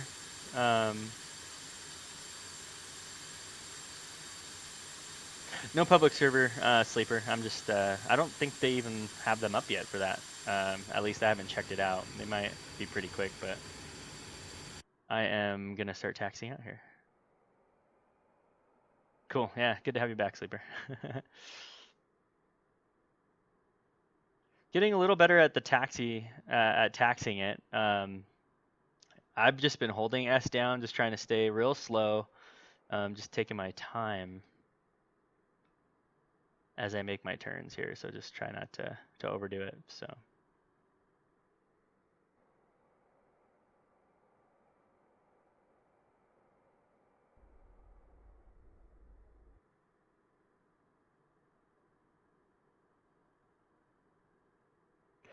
KC-135, yeah, I got buddies up in Salt Lake that do that. Yeah, but a bunch of guys that I trained with initially, they went and did that. Actually, one of my instructors was a KC-135 pilot in the reserves up in Salt Lake. Another guy that I worked with at dispatch at the flight school, he worked on the avionics, so got quite a bit of information about that, about their operation up there, and it sounded pretty cool. Yeah, man. Braking on the ground is ridiculous in this thing. So I don't know if there's another system to brake more uniformly or more powerfully. You just got to keep that speed down, really. I mean, got to keep your speed down. And whoa, and don't do what I just did. Is hold the, turn your rudder pedal or apply rudder pedal and then hit S. That's where it kills you like that. So just be really soft about it. So I just hold down S, and I'm just really careful, and that way it straightens my nose wheel out. The only thing is it just gathers so much speed, especially on this downhill too. So let's turn onto the runway here. I think this is a closed runway, but I really don't care. Oh yeah, that's exactly why I became an airline pilot, Duffy, is because I could not have survived the rest of my life till retirement sitting behind a desk. That would have been definitely hard. I thought about air traffic control quite a bit, just not a route that I took. That would have been fun too. All right, flaps are up. So Ogre will be happy with me right now. Ogre low, look at me. Oh yeah. Nose struts coming up, extending to increase that AOA. I don't have any. I'm actually just clicking the flaps right now. I'm gonna hold W while I do this actually, so I can see. That's the problem too, is the throttles cover the flap handle there. So they're actually on a this is kind of the modifier for the flaps here. You got an auto flap thumb system switch. So up, fixed, and auto. So I think auto will automatically retract them for you at certain airspeeds, which is nice because then you don't have to worry about overspeeding your flaps there. So I do enjoy that. Yeah, Ogre. Awesome, dude. Thanks, Sleeper, for the follow. Appreciate that, man. That's awesome. Yeah, if you guys have questions about how to get started as a pilot or what your route is, I don't know too much about the military route, but there's definitely people I can get you in touch with for that. I do have a little side project in that regard that helps guys kind of plot out their path to become a pilot. So, but just hit me up on private message or private chat if you're curious about that. So, or just chat. Can be as casual as you want, so no worries there. Where are we at? So I put the flaps down. I've got the nose strut switch to extended, which brought my nose up here. And what else are we missing? So I've straightened out my nose gear. I'm pretty straight on the center line here. Looks pretty good. Done a fine job with that. And what else do we want to do? Any other ideas? I feel pretty good about it if you do. So what we'll do is hold the brake. We are going to power up to 90%. Make sure everything's stabilized, no lights. Oh, you know what, actually? Power back. So in that simulated flameout last time, I was trying to turn off the engines, and what I did was turned off the fuel pumps. So I'm going to turn back on the fuel pumps, and now I do not have any yellow lights down there. So here's the boost pumps. Fuel lights are on. Boost pumps are on. Fuel lights are off. So there we go. Cool. Oh, canopy jettison, huh? That'd be fun. Let's see here. Extended fuel pylons are off. All right, we should be good to go. All right, holding the brake. Power up to 90%. Oops, roughly. And no lights. Everything's in the green. Releasing brake. And applying full power. We get some rudder authority on takeoff around 50 knots here. Airspeed's alive. There's 50 knots. I'm just applying some light rudder to maintain that center line. 150 knots. Now I'm gonna start pulling back on the stick because that's really where, ooh, it's light now. So I gotta get used to it. Woo! All right, get out of ground effect here. Retract the gear. Start trimming for a climb here.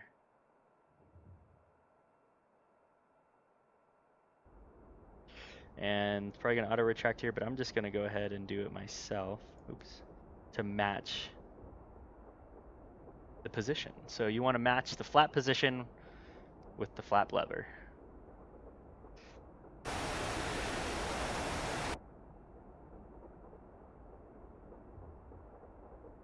So what did I say we were gonna do? I can't remember. I think I was going to do.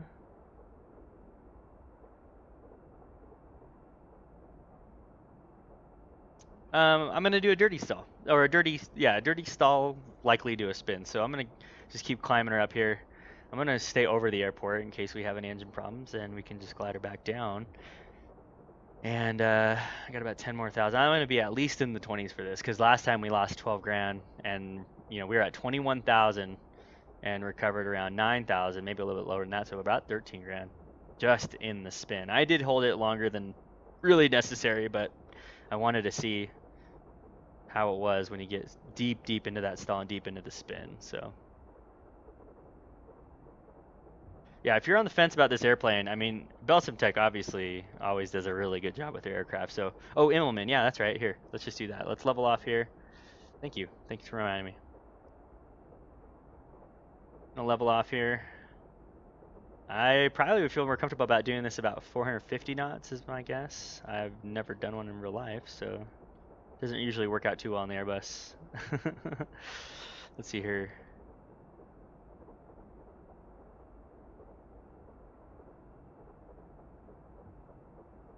Wish there was a better indication of whether I'm in afterburner, or maybe you guys can help me with that. Aux intake doors, okay. Yeah, whether I'm in afterburners or not. I don't know how to notice that, but all right, so there's about 450 knots, and we are trimmed out for 450 for level flight,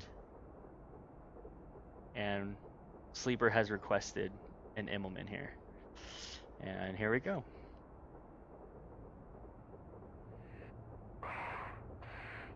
Pulling back on the stick, coming over the top here, and watching that airspeed just decay. There's the buffet right there. That's a little too much. Lost quite a bit of airspeed in that pullover. Oh man, way too much airspeed. And I'm gonna try to roll her over here. Yeah, see, 140 is not where I want to be on the speed in this airplane. It does not want to fly at that airspeed. So I'm guessing I need to be at a lot faster airspeed when I start it. Knock knock, I'll read that in just a second here. After I recover from this Immelmann. I appreciate you guys kind of educating me on it, because I've read the whole manual. I've kind of dabbled into it a little bit, but it's more fun to just jump in. So, and I'm full afterburner, just trying to recover my speed here. It's not as quick thrust wise, in gathering airspeed as I thought that it would be, but I mean, that's just the way that it goes. You get what you get, right? And we're definitely clean. I mean, I got these AIM-9s, but I'm sure they're not doing too much in regards to aircraft performance. So go nose down a little to gather that airspeed. Yeah, it probably needs a little nose down, but I'm full afterburner, so that's where I just would expect it to be a little faster, but. All right, I'm over the airports.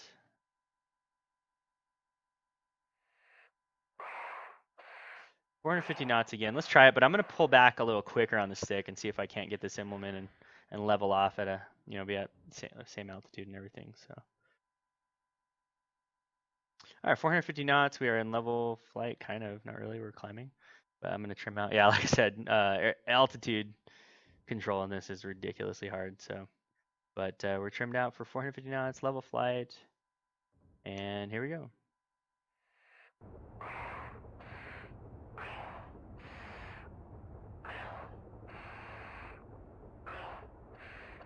Look at that airspeed decay, man. It is just bad. There we go, and we come out of the turn. Yeah, I'll try to nose down a little bit just to recover for some speed there. There we go. Yeah, I mean, that's what you get. It might even be better at around 500 knots. And pulling back a little harder on the stick. But obviously the harder you pull back, the quicker you're gonna lose that speed. But then the longer that you're in it as well, so you're gonna lose speed doing that. So all right, I'm gonna check. Yeah, that was a little better, right, Sleeper? Yeah, takes a few times, Auto flaps from manual with auto selected. Flaps are automatically positioned depending upon AOA or signals from the CADC. The flaps can be positioned 0, okay, 550. The CADC prevents extension of flaps regardless of AOA. And an audible warning signal. Okay, so it's a function of AOA. Definitely, that's cool, yeah. I like getting that kind of information. There we are. So let's keep climbing. We're already at 24,000. What I'm gonna do here is hack the throttle. I'm gonna maintain level flight, and we're gonna do a dirty stall to a dirty spin and see how this thing recovers. So I'll apply our spin recovery procedures. PARE, pair. So power idle, ailerons are neutral, rudder full opposite, and elevator is going to be neutral or slightly forward, just depending upon the type of aircraft. And I did notice that in the clean configuration, at least, it did want some slight forward pressure on the stick to break that stall and to get out of it. So throwing down my gear. Throwing down flaps. I don't know the flap speeds. If anyone has a better handle on that, let me know. I see this yellow tick on the airspeed indicator. It probably means something to that effect. Something to do with the gear or the flaps, my guess. But we'll see how this goes. So last time we started to get a buffet around 180 at level flight with thrust idle. I'm trimming. So no buffet yet, and we're around 180, but that's because we're dirty, right? We can fly at lower airspeeds with the flaps, obviously. So still looking good, still looking pretty smooth. No buffets. I'm trying to maintain level flight too. There's 150. Okay, 150, dirty. We're getting a slight buffet. It's getting a little heavier and it's a little more pronounced, and we're still in the descent. So yeah, just keep that in mind. So I'm gonna pull. As that incipient spin begins, I'm going to hold back on the stick, just hold back on the stick and let it put itself into a spin. That's what it looks like. This is what it looks like. And it's cool when it kind of cons a little bit because you can kind of see it. So we're looking for the auto rotation now. So I'm going to release the stick and it's centered and it's in that full auto rotation state, right? So to get out of it, power is idle, ailerons neutral. Rudder is full opposite direction, and that's helping it out a little bit. And actually, okay, full opposite rudder, and then a little bit of nose forward pressure will help us break that stall. There's our speed coming back. Hopefully our flaps will retract if we get a little too fast. So in the recovery, we're going to add a little bit of power. I'm going to retract the gear, release one notch of flaps. And we've really got to be trimming this entire time because I've got a lot of forward pressure on the stick as we're changing configurations like that. And we're real fast now, so there's the last notch of flaps, and they probably auto-retracted for me, so pretty good. And I did better. Well, I guess we still lost about 14,000. We started about 24. I was descending probably 1,000, 2,000 feet per minute initially in the level stall, but then as the spin began, that's really where we lost a lot of that altitude. So I doubt this thing, my guess is this thing will not stall straight and level. It's not stable on that axis, so that's just my guess.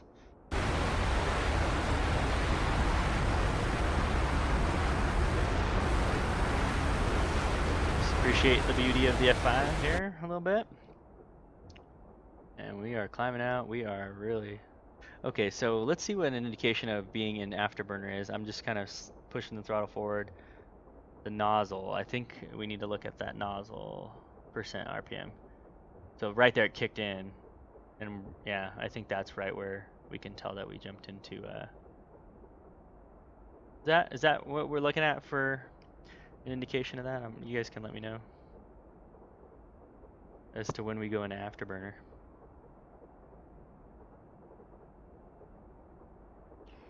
Here we go. Let's see. What do you guys want to see now? You guys want to see another simulated flameout to a landing, or what do you want to see? I love doing those, man. I think those really make you a lot better pilot when you do engine out procedures and really get a sense of how your airplane does and glides, you know, what kind of glide ratio it has, lift over drag ratio, all that kind of stuff is really important. So we can do a little air show down there. How much fuel we got? We're doing okay on fuel. Yeah, we're doing pretty good. I've had less. I've had less. Here we go.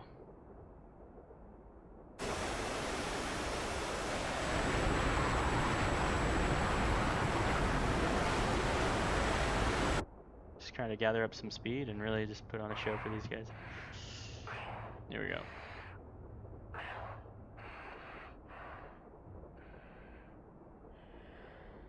Try to break some windows on our way down too.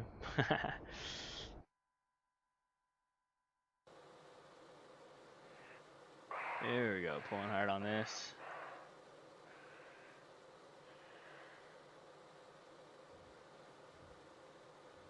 Coming down pretty low. Man, it is sensitive at the high speeds, so trim is just a must with this. Wow, you just gotta be real fine with this stuff. It's really sensitive. Just kind of think of it as a lawn dart or a rocket, you know? That's how it really does feel. Okay, let's pull up real hard on that. Look back here. And we'll try not to black out.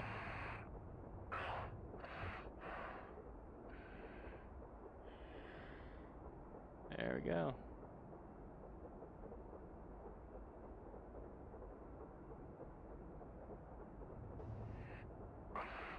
Pretty awesome. I love how this thing handles, man. It's so nice. Cool. It's different. Yeah, it's definitely different. It doesn't have big wings, you know, so you've got to figure that out. Man, we got to 16,000 in no time. I mean, that's just fun. That's fun stuff. Yeah, the Tomcat's going to be freaking sweet. Yeah, Sleeper, I'm really excited for that.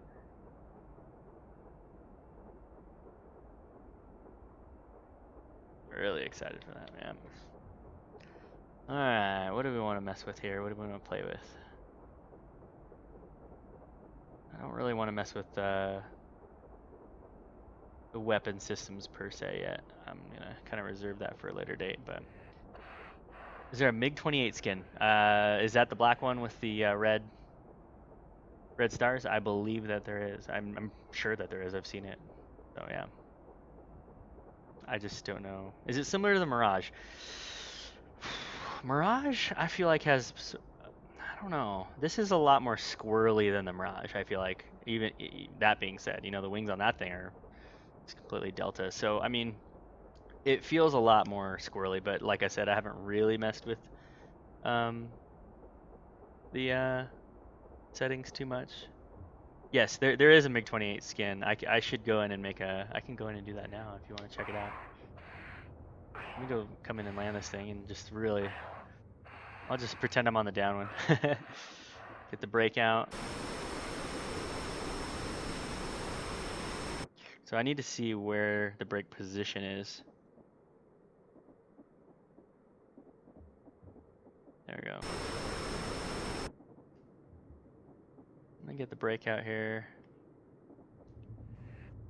Start maneuvering here to slow down, and we'll be on downwind for this runway over here. I'd like to see some real world pattern profiles for the F-5. That'd be freaking sweet to see some of that. Actually, there's a lot of really good T-38 stuff out there, so it's gonna be very similar probably. So all right, gears coming down. First knots flaps are coming down, and we'll call base. All right, Tiger 1-1 is right base. Tbilisi-Locini, I think is where we're at. And I don't even know the runway, so yeah, that's where I'm at. Alright, trimming it up for 200 knots. And I'm gonna toss in full flaps.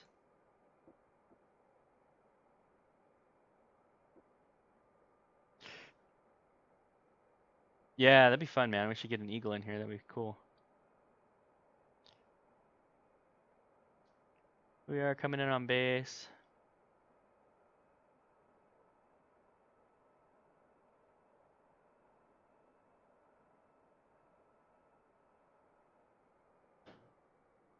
Just a beautiful airplane, man. It does fly pretty well at these low air speeds, so. I mean, sorry, it does not, but when you're dirty, it does a lot better than when clean, so.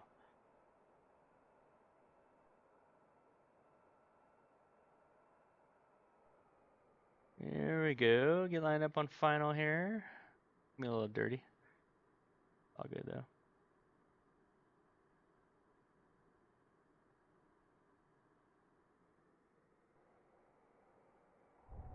Chunk it in. It's all good. I can deal with that. See if I had another shoot. I don't know if they packed one for me. Nope.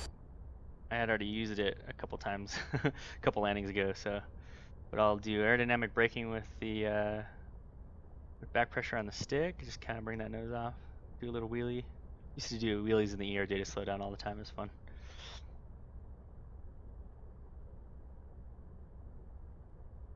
And we'll start applying some brakes here. It's going to be really hard to keep it on the runway, but yeah, braking at high speed is ridiculously hard in this airplane. See, look at that. Controllability on the ground is just, it's rough. It's definitely rough. But, yeah. All right, we made it. We have arrived. I probably got a little bod spot on the tires now, but it's okay.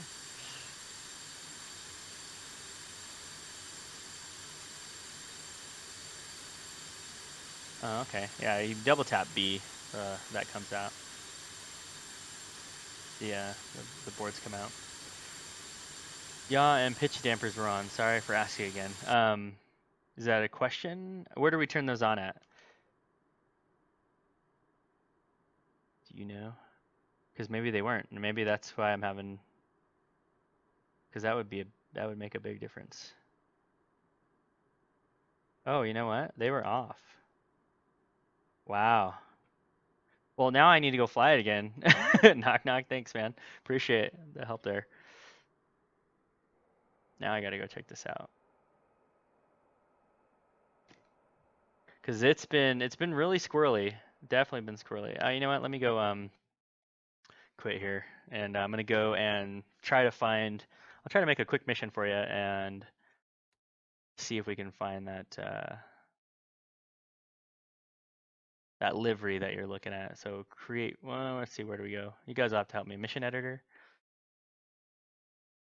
Yeah. Yeah. Thanks, knock knock. I appreciate that, man. That's a big one. You know how it goes when you're learning learning a new airplane. So, but you guys probably know a lot more than I do. So that's all good. Let's see here. Let's get rid of that. All right, we need a new airplane. And I never get in here, so I need to educate myself on this. Okay, so A10A, F5, where's the F5? F-5E3. Click. Nope. All right, I'm just gonna get rid of everything.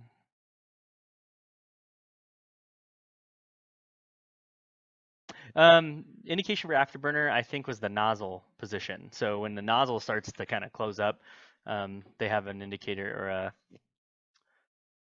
an instrument in there that shows up for that. So that's my guess as to an indication for afterburner. So did I do new? There we go. Okay, map. Oh, this is pretty sweet. I have not seen this. Choose coalition. Okay. I just want one airplane. Here we go. But I want it to be an F-5E3. And let's see, where do we change the livery, guys? You guys will have to help me out. Where to change the livery? Country. Is it country? Task cab? No.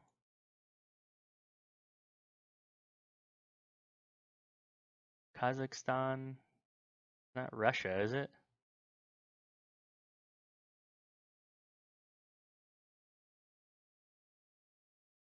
Client to player. Okay. Skill player. So how do I change the livery on the loadout page? Okay. Where's the loadout page?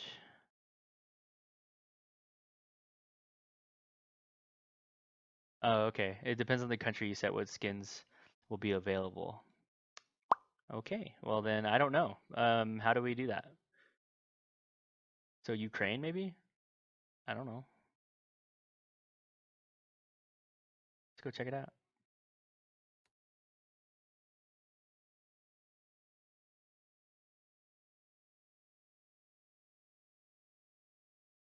Oh, next to waypoint. Okay. Well, let me check this out real quick. Sorry guys. I know you're trying to help.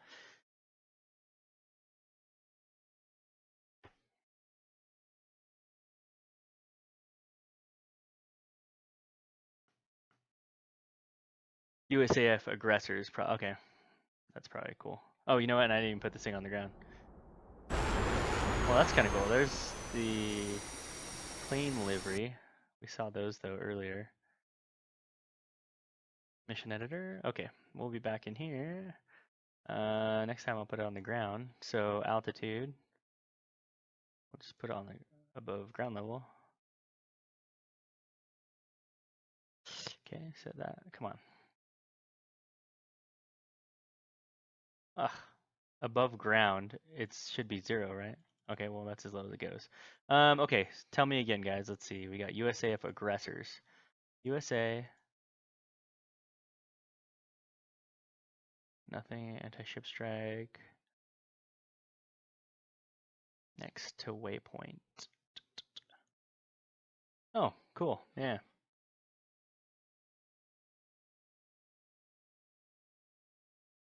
Nice. Thanks, guys. Black MiG-28. There you go, man. Here we go. This is gonna be your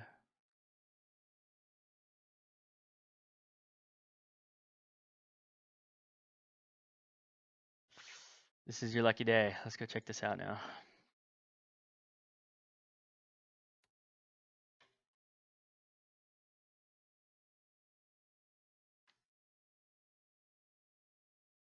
Oh, select ramp. Whoops. Yeah, so now it's gonna be in the air at 98 feet, probably. Well, whatever. Oh yeah, here we go. Let's see. I'm gonna put out an afterburner. Here we go. Whee! There we go. Whoa. There we go.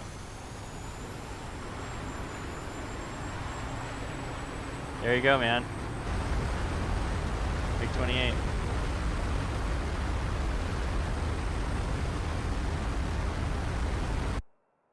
And flaps are coming up.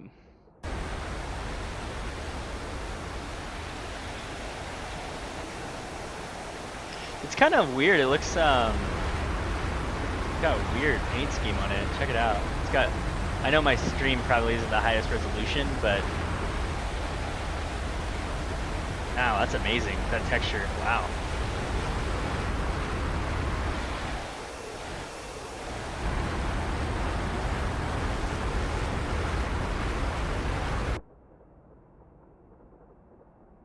This thing's fun, man. This is a great airplane. Yeah, it's a really detailed skin for a fun one, right? I mean, they put a lot of time into it. I got a couple of those guys that were saying they were on the fence about it. Dude, it's awesome. It's super fun. I don't know why you wouldn't want a high performance jet in DCS, you know, especially one that has a fully clickable cockpit. You know, like obviously the F-15 is super fun to just go buzz around and fly around in because of the performance. But now you have one with, you know, all the operating systems and everything works well. So the Mirage is fun, but it's just hard. I don't know. I mean, I'm weird. I guess I'm really weird about the airplanes that I like in DCS. I like ones. Maybe I'm just a weird nerd, but I like the ones that I kind of grew up with, you know, here in the U.S. where, you know, the F-5, I totally grew up with that on Top Gun, right? That's why I became a pilot, was because of Top Gun. So, yeah. Mirage is fun, but it's like I can't apply it to my childhood, if that makes sense. I don't know, it's weird. This is just one step beyond what I've been able to do as a kid, right? Is, you know, flying these super ultra realistic simulators on the computer. So we are definitely living in a great time that we get to enjoy these sims. So maybe I'm just a dork, but I'm sure a lot of you guys appreciate it too. But just try to be grateful for what we do have, you know, that there are actually companies out there and people out there that are willing to do this stuff, right? If you can tell me where the G meter is, I'll totally do it, man. We'll do 4G inverted. We'll see, man. I'll get some altitude just for that. Let's see, where's this G meter? We have, oh, there it is. I see it. There we go. So it's right down here, acceleration, just to the right below the RWR. So let's go 4G inverted. I don't get how you do 4Gs in inverted, but now, because now we're negative Gs. Is it a negative 4G inverted or is it 4G inverted? Because look at this. I'm redding out upside down, trying to maintain altitude. Oh no, I'm climbing. Or I'll just maintain altitude here. I think I lost my engines. Yep, that's why I got quiet. We'll see how long it lasts. Yeah, but if you start a climb inverted, man, you start to red out real quick. Oh, there goes my systems. Yep. I was telling you guys about this part, and now it's happening. So, all right, let's flip back around. Get some positive G's in the brain there, and see if the systems come back, or if I need to come back to the airport and just glide her in. So, I mean, I'm doing okay on the speed. What's the deal? I'm like buffeting like crazy. Oh, you know, oh yeah, the dampers for the pitch and yaw, they won't even turn on. Oh, because they turned off. That's why. Yeah, come on, let's turn back on here. I don't know how to do the air start in here, so. Yeah, I don't get it, man. It might be totally bullcrap what they were talking about in that movie. You never know. You know, they make stuff up for movies all the time. I mean, a lot of that stuff is just fluff, you know, and they try to get some of the stuff out here. Look at my stuff's coming back. So the reticle's coming back. That's kind of a good indication of whether you have your systems or not. There we go. And now my dampers will work. And I've got my engines back. Well, I've got one engine back. Look at that.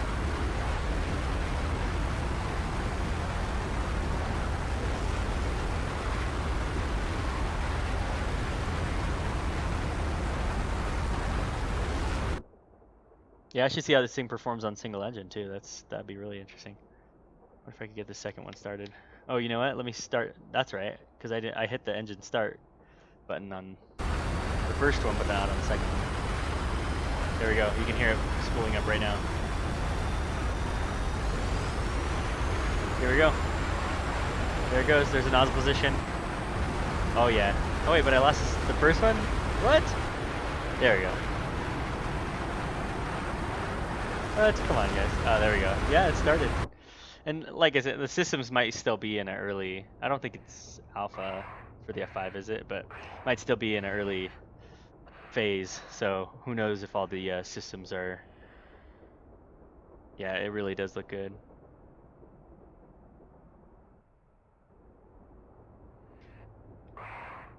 Yeah, Ogre, he's just talking about the when they were talking about it in Top Gun, you know, the 4G inverted dive, you know, or whatever. It's like a 4G inverted dive. What does he mean by that? Like, okay. Well, no, the airplane, like the girl's all trying to say that it won't do that, you know, according to the books. And here we go, we're coming for a landing here in the MiG-28.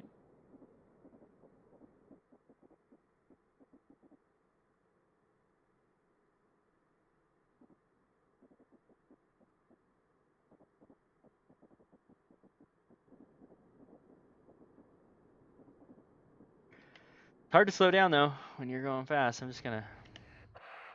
There we go. We'll get some gear down. I got brakes out too. And oh no, no. What happened? There we go. And we'll get flaps.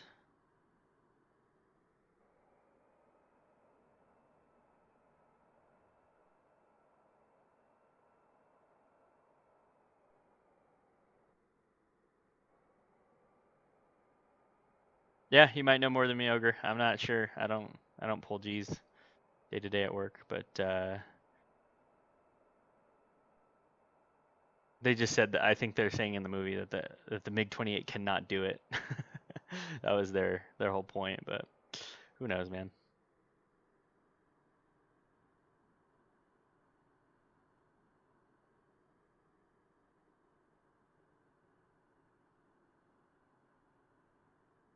All right, let's see how it's responsive. I'm just gonna kind of hang in over the trees. Oh yeah, I lost some of the airspeed there. There we go, and then just dive down below the trees. This approach would be fun in real life. Woo! Oops, stalled it out right at the end. Whoops. All right, we'll pull the chute for you guys here and show you what that looks like. Boom, boom. Really does slow it down though, especially when you have the chute and you apply aerodynamic braking like this on the elevators. It really does slow down. I haven't touched the brakes once.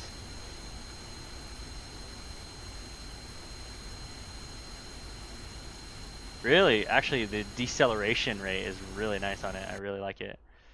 And then we will pull the chute. Oh, nope. I guess it doesn't model it after the fact, which is a bummer. Dang, look at this thing. Sexy, huh?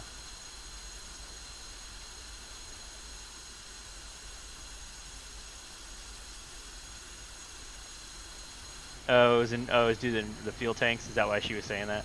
That's funny. Yeah, I don't know. I haven't watched Top Gun in a long time, but probably should now.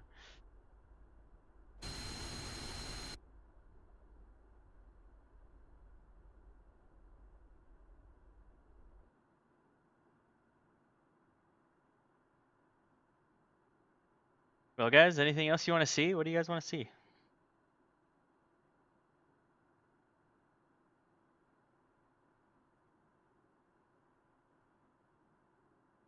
Really fun airplane. If you guys, like I say, if you guys are on the fence about it,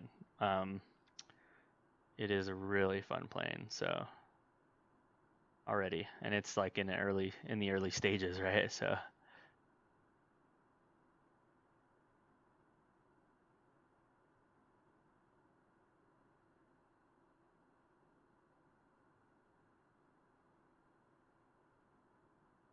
All right, let's flip this thing around.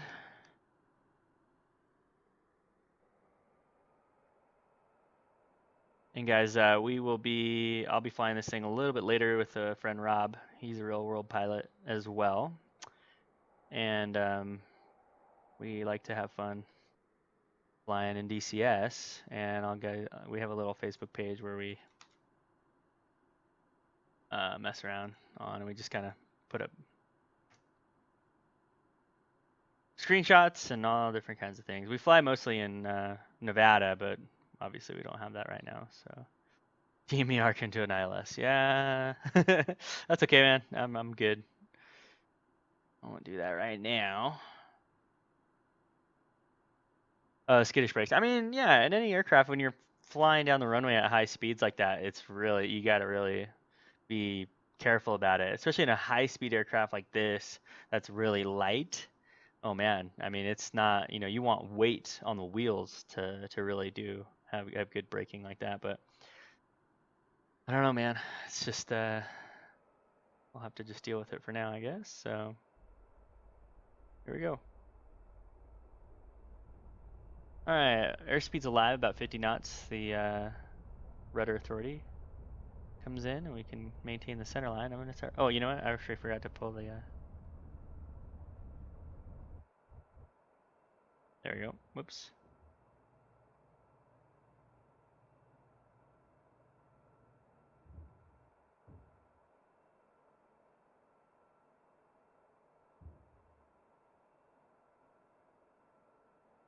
And we'll just have a little fun with it now.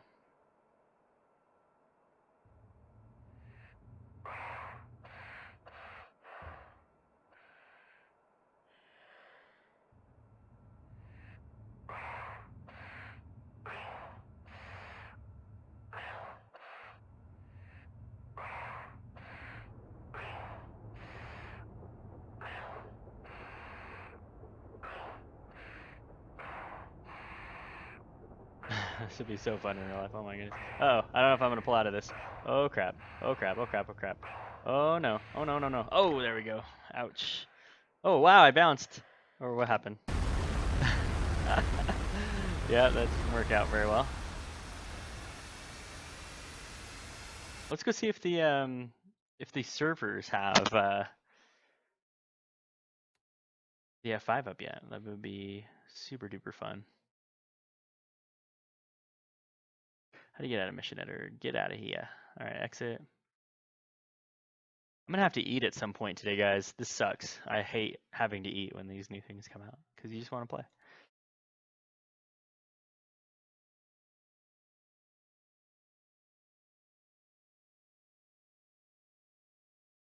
Yeah, I just kind of doubt that they have stuff up. Oh, they want a password on Big Bird dedicated now? What? Come on. Dedicated free flight. All right, here we go. Oh, immunity's on. No, it's not. I just crashed, so you'll see. Ogrela.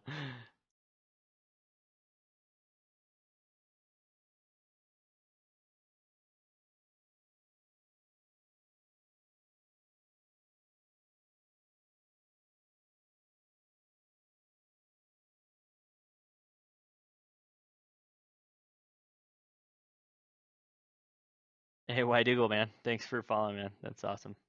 Appreciate you guys following, helping out, and checking out the stream here. I think I locked up here. There we go. Wait for the program to respond. Come on. Oh, I didn't explode. Is that why? Okay. Yeah, I don't know why. Maybe I need to go fix that. All right. Well, DCS just crashed, but let me go fix it again.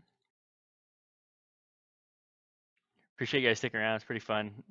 You know, this is my first time flying it, and you guys are all obviously you know that, but and you guys get to all be here and witness the tragedy and all the crashing. So, and I appreciate you guys helping out, like Ogrelo and Sleeper and all them for helping me learn it. Good to have you here. Let's see what other. All right, let's see here. Let's go multiplayer. Oh no, wait. We were gonna go fix the settings real quick. Let's see here.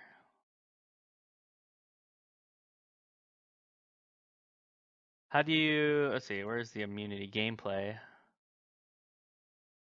Thought it was off because I don't play with Yeah, I don't get it. Maybe the plane doesn't blow up yet.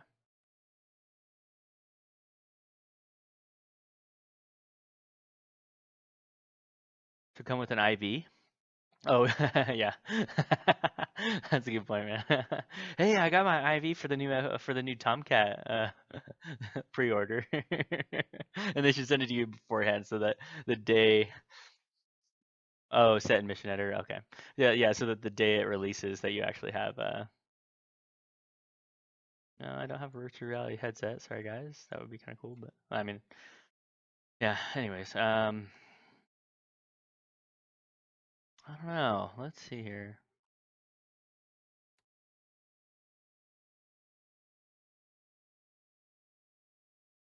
I wonder, does anyone know if any of the servers have been updated yet?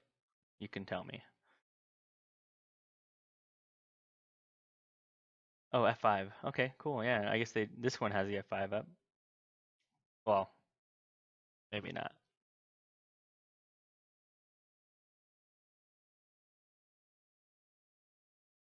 F5 test. So this guy's testing the F5. F5 range. Yeah, a bunch of guys have already gotten it up, so that's cool.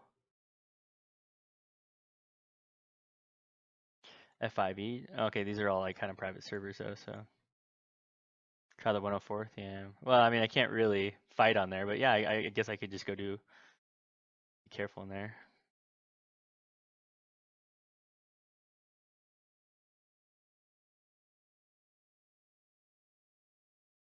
Yeah, I clicked simulation sleeper. Thanks, man. Yeah, I'm gonna try the 104th as well and see where we go from there.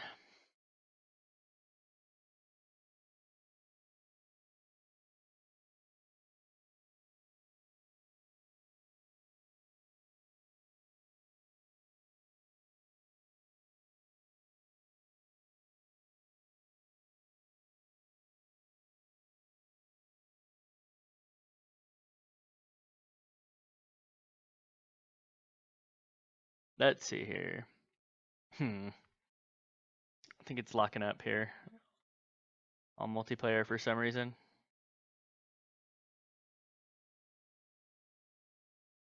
It did not like it. Yeah, that's weird. I don't know. It doesn't like the multiplayer servers right now, so.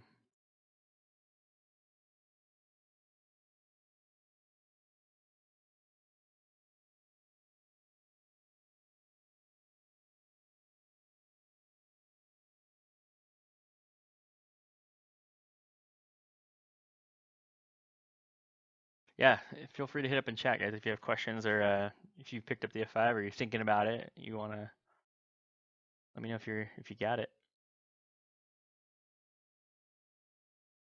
A lot of guys were asking if it's worth it, and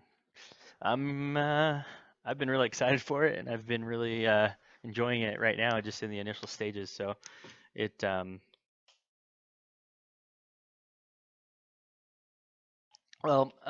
Sleeper, I'm on hotel Wi-Fi, so probably wouldn't be the best idea to get on, start a server from that, because it's not that fast. Plus, I'm streaming on hotel Wi-Fi, believe it or not.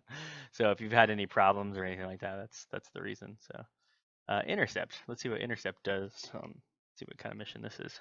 Well, I know what kind of mission it is, but see what they have for us on it. Yeah, and I need to eat food, and I don't want to because I want to keep flying this thing while I have the time. They commit the cardinal sin of eating while on stream.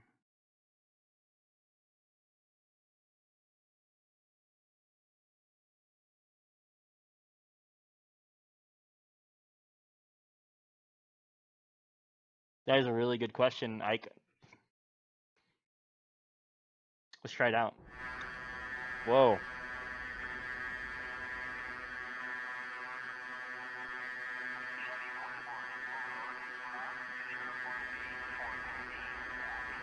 I don't know what it's doing. It's searching for something. I think he's going to try to fire on me. Well, I don't know. Are we...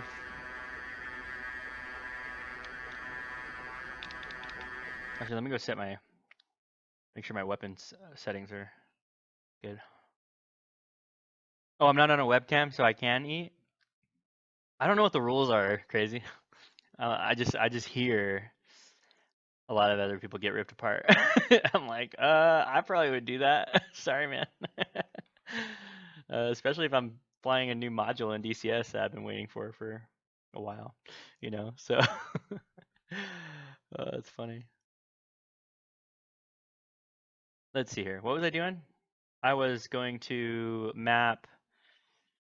Yeah, this is how my brain works. I was going to look for the weapon settings, so throttle systems, no. Let's just search. So pickle or something, no. Weapon target view, weapon release button. Come on, there we go. Now, then we want to do the guns. Let's set the guns up. Crazy, are you gonna get the F5 here? Let me know.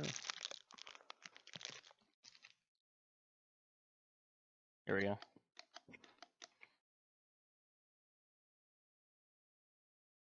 All right, let's check this out. I don't know if I'm supposed to shoot this guy down or just intercept him.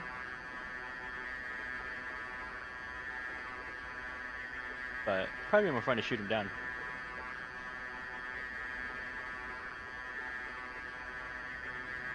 I don't know how this works, guys. Oh, nice. Look at that. You see how that thing extends? Look at that. And then you got to hold it down. So you just tap it and it comes out like that. Hey, Chili. I just did the intercept mission here, and we're just trying to... I just mapped my weapons controls. And I don't know... We're just going to see how some of this stuff works.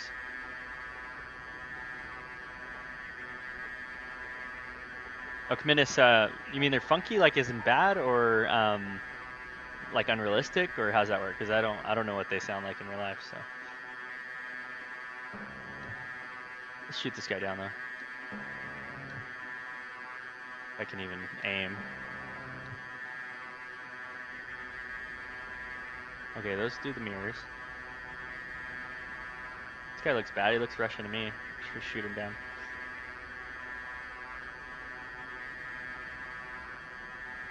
Ooh, lost a lot of altitude in that climb. Oh, here we go.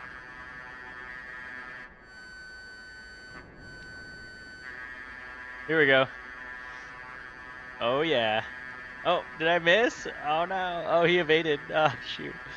Dude, awesome, man. This is so cool.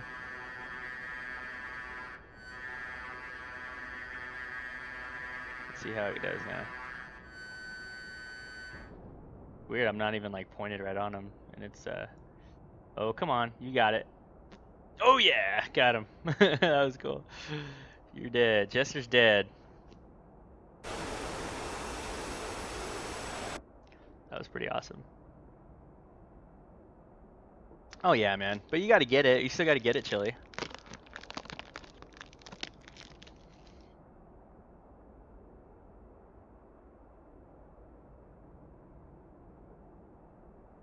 Chester's dead.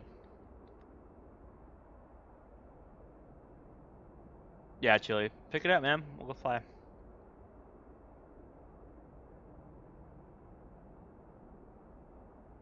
Those guns look cool when they come out, man. They look awesome. Alright, I see there's like an E3 and some number looking thing. Mission accomplished. Alright, well, what do I do now? Cool, that's awesome.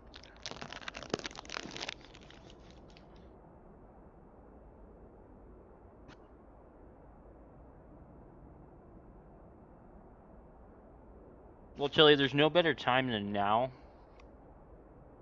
to do that, right? With all that's going on, so have at it.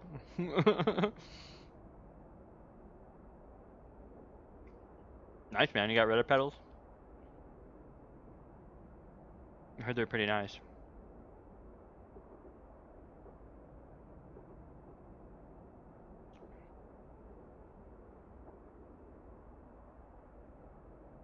It's weird because I didn't see anything showing up on here. Like on the pitch knob, okay. Weird, I'm gonna have to do some... I'll have to let other people figure this out so they can tell me how it works. You know, that's what I do. That is what I do.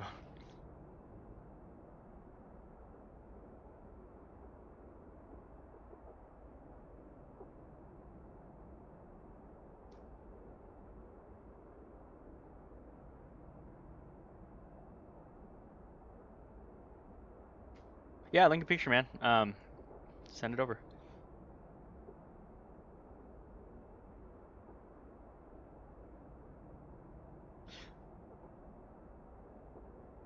See, do I have any more missiles? Nope, they're all gone.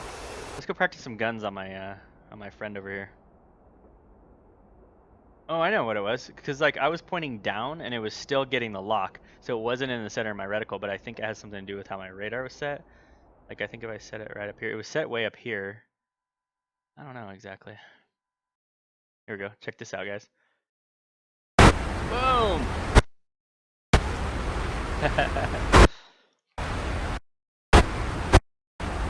That's awesome. Got a blast in with the intercept here.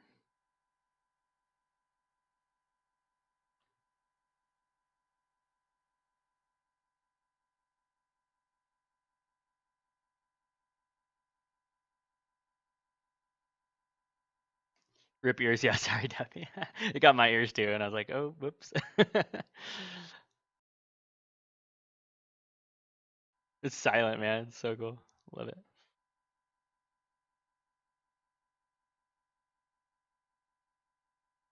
Come on, where is this guy? He's an E3. He's slow though, man. Here we go. Okay, cover your ears now. Cover your ears. Kaboom! That looks cool. I'm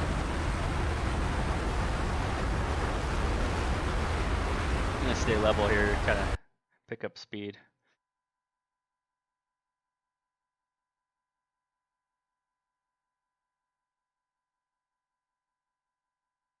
Yeah, I think it's so hard to probably simulate, you know, the full effect of a sound like that, right? I mean, it's probably rough.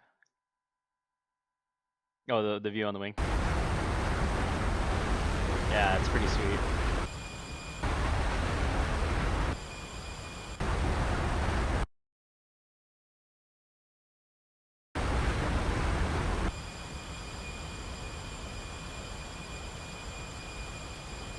Oh, that's the E3. Whoa, that was weird. Overlord, passing waypoint 2. What? Oh, sorry for your ears, guys. That's weird.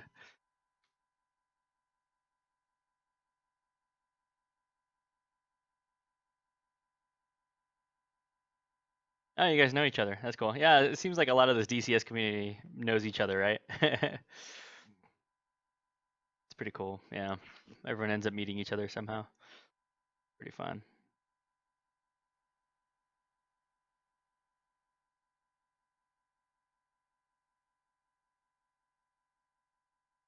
Trying to catch up with this guy.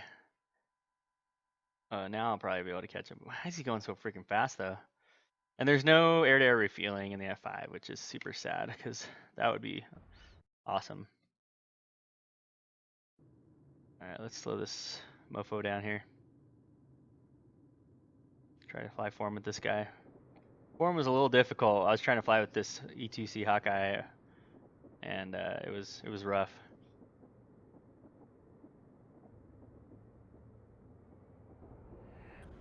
Hurrah! Hurrah! What are you doing? I just woke up. You're on a stream right now, so. Nerd! You know, I'm flying the F5 right now. I see that. Oh yeah. I don't Dude. actually have it though. Oh. What? Are you gonna get it or are you gonna wait? I gotta wait. I can't really afford it. Gotcha. Dude, this AWACS is flying at like 150 knots, 160 knots. Doesn't sound right at all. Stall! Stall! What does the Airbus say when you get that close? Speed. Is it all French though? Like speed.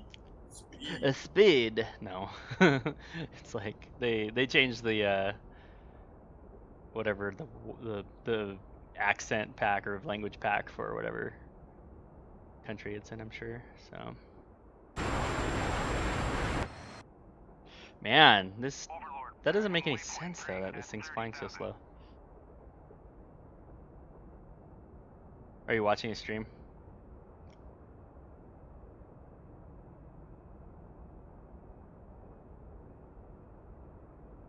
Hello?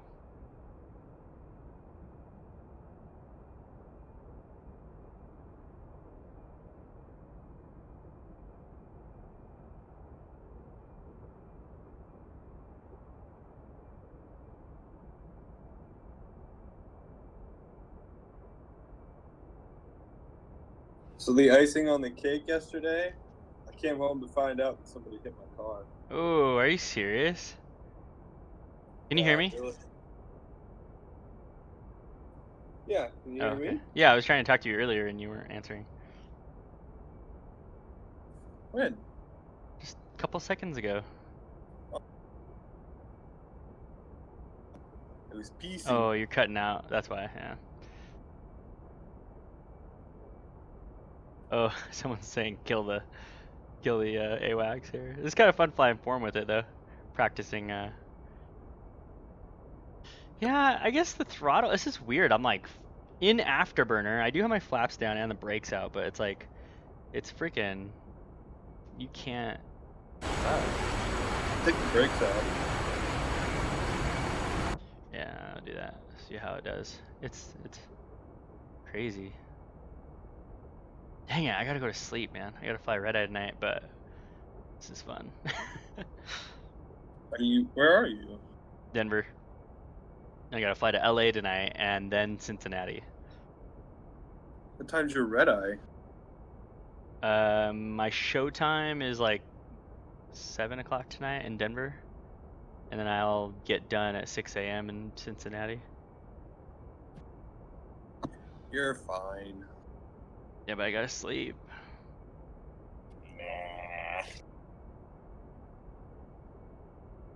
Alright, yeah, it's weird. It just feels weird, like flying form with this guy. It's just like the thrust settings. I'm going 155 knots.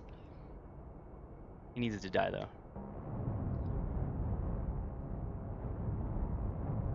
That's stupid. He won't die. This is stupid. What? Are you serious? Oh, I lost all my crap. He's slowing down. He's like leaking fuel or something, but and he's got a bunch of bullet holes. Oh, he's lost his rudder though. Oh man. And I crashed into him. That was awesome. Woohoo! Oh, he's got invincibility, but he's broken. Nice, man. You got the F-5E and the Mirage, huh? That's cool. This is a cool shot right here. Oh, that's awesome.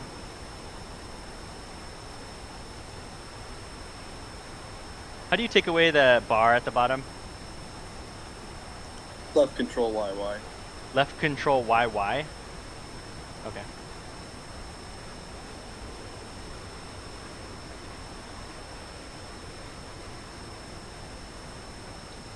Yeah, man, I've already put this thing through its paces, so.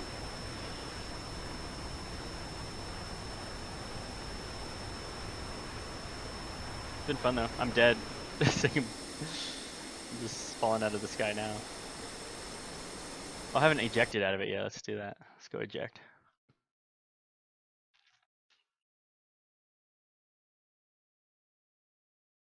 I'm surprised they released it today.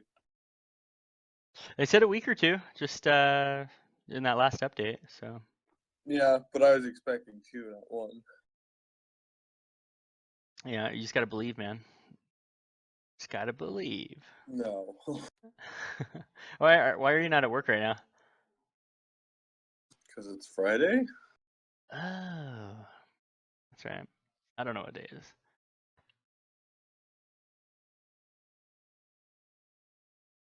Well, it doesn't matter. I have to be to work at 6 a.m. tomorrow.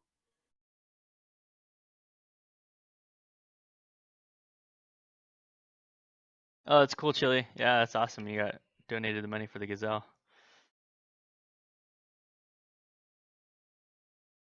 I was gifted the Mirage as well by someone, or not the Mirage, the L39. You gotta record the Airbus telling you retard. That make that your follow sound. Yeah, that'd be funny.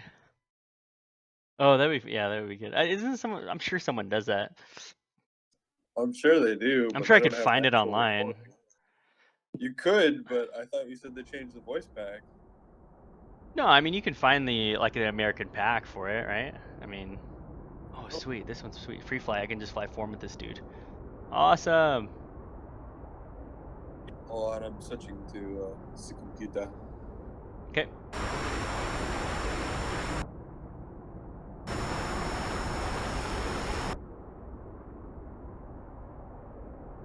Oh gosh, we need to fly form in this thing. Oh man, it's super fun.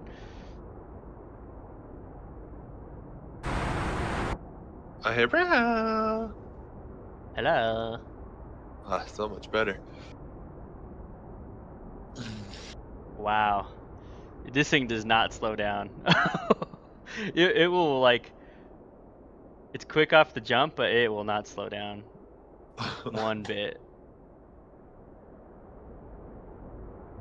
Yeah, you can. Oh, jeez. Yeah? How do you really feel about it? Well, yeah, Sleeper, they don't have it for 2.0 yet.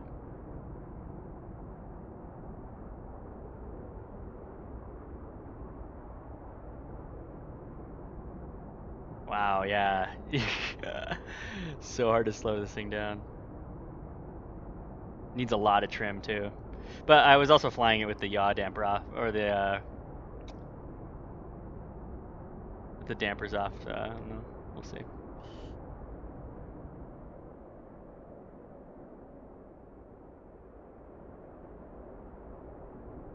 Steam downloading shit. God damn it. Stop it.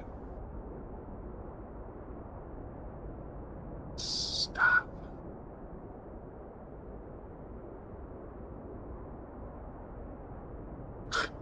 I like how Zytech thinks you don't have the manual.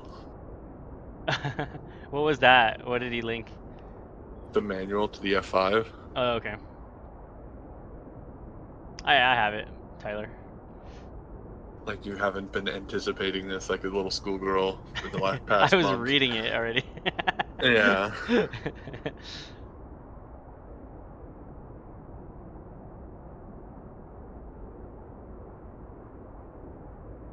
Go inverted and say hello, yeah. Yeah, dude, oh, man, it'd be cool. Wrong airplane.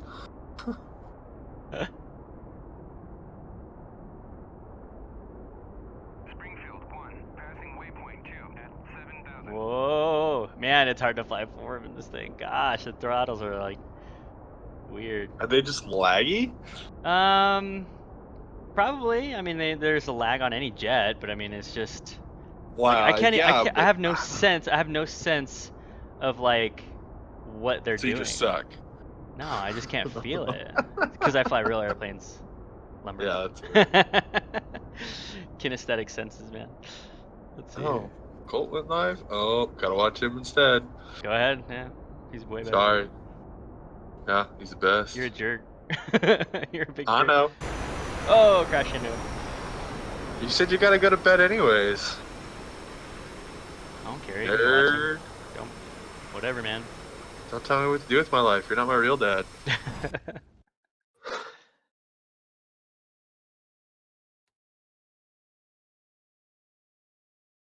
All right, that was fun flying form with that guy.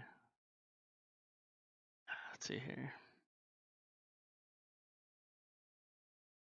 Chevy, thanks for the host, man.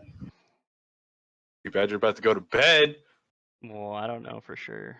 I should. I said. I just don't know if I don't know if I'm going What to. time is it there? 12:30 or whatever. Oh yeah, you better go to bed. Yeah. Just because you're better friends streaming. Jeez. Luntasia, thanks for the follow, man. Appreciate it.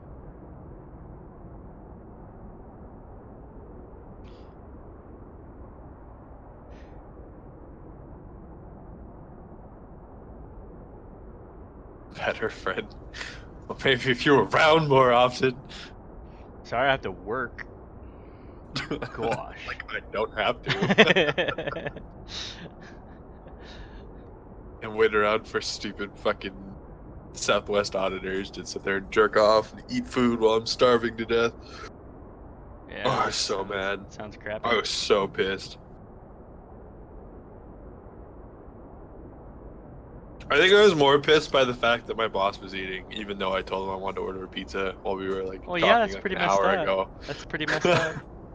Well, he was probably like, "Why didn't you order a pizza?" Maybe, but who knows? Well, we were dicking around because our tank is not. We can't get it to pull fuel. Like it's got a huge air bubble in it, and we can't get it out. Oh, really? Yeah, we were messing with that all day Jeez. up until those auditors showed up.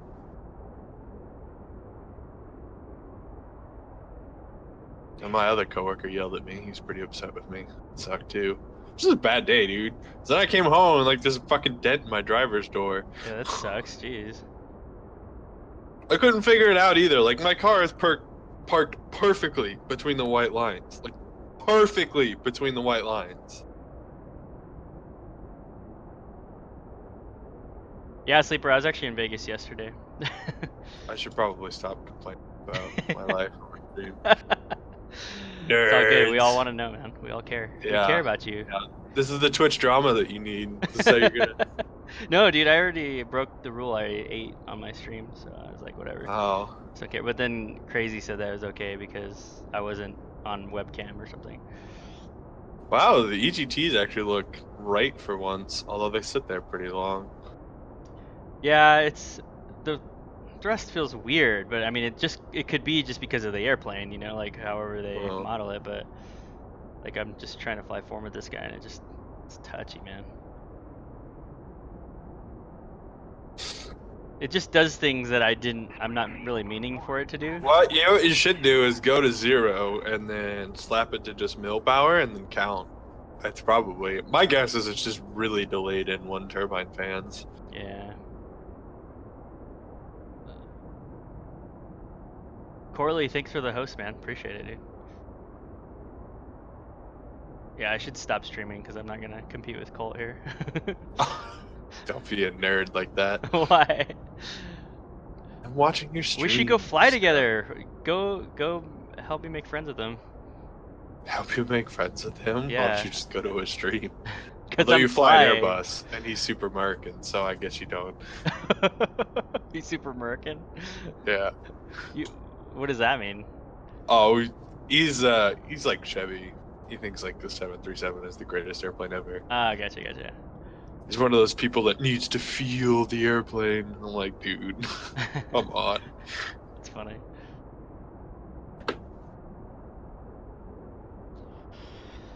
I don't care about. I just go. Yeah, I'm over the. Just fly one of them, you know, and like Airbus has done such a better job in the sense of marketing because look at how many Airbuses fly in the United States. Like, Dude, it's crazy. they outsold Boeing last year. Yeah, it's pretty insane. And like, so when you talk about efficiency and comfort and all that kind of stuff, like, yeah, there's a lot of good things. Like, you know, a lot of the guys that I fly, like the captain that you met that I flew with, he flew the 7.3 for us, you know, and so it's like, Yeah. he even said, he's like, no, I like the 7.3 better as an airplane, like as an aviator and as a pilot, but he's like, what do I want to spend my career in? The Airbus, you know? It's like, every single guy I flew with says that, but they like the 7.3, it's definitely nice, so. Yeah, well, of course. They like anything that's super manual. Yeah. They're like, oh, yes, I am a true aviator flying better. this airplane. Yeah. It doesn't make you better. I don't believe that shit for a second. Yeah. I like the fly-by-wire because you can make unholy hell precise movements with it. Like, you could just be like, pull, stop, roll, stop. You still just need to know your airplane. Like, it's still, you know what I mean? Like, know your aircraft and know how it's built and know how it's designed. And it's, like, amazing that they can do those kinds of things. You know? So, I don't know, I'd love to hoss an Airbus around. Oh, God, I'd love to. What's that? I said I'd love to hoss the Airbus around. It'd be so Man, much fun. Yeah, I should just snuck you in on the jump seat. Yeah. It's like, hey, we'll just shut the door now. You could hide behind my seat and just be like, all right. Yeah, I'm sure the flight recorder wouldn't pick up any noise. No, just don't. Yeah. With your heavy breathing, you mean, or what? Yeah. Gosh, this is fun. It's like cool when you fly forward because you just get to like look at this sexy airplane while you're flying one. You know? Oh, Dude, imagine flying your Airbus form. How ridiculous would that be? What's that? So imagine flying your Airbus form. Dude, that'd be insane. You've seen that French Where video, that Airbus video where they did that, right? Yeah, I'm curious it's though. insane. Like, so how they must have been? I wonder what their speed was, because like, oh, you guys like have that stupid D10. Can you get rid of that? Like fly that it manually? D10, yeah, the flex D10 though. Like that's near the top of the throttle, I guess. No, we fly it in the climb detent because in the climb detent is where the auto thrust is engaged. So all you do is, and then you would just control it with the speed knob. But if you want to forward, then it goes click. Like, yeah, but you just keep it below the climb detent, and then you're flying manually. Like you're flying just like any other. It just sucks on a simulator, on a computer simulator, because you don't have a feel for it. Like it just clicks automatically because you don't know where the detent is. But when you can actually feel it, and you can, oh yeah, you can kind of feel where it is. So gotcha. Someone wants a link of that video, that Airbus video, if you have time. Oh yeah, let me track it down real quick.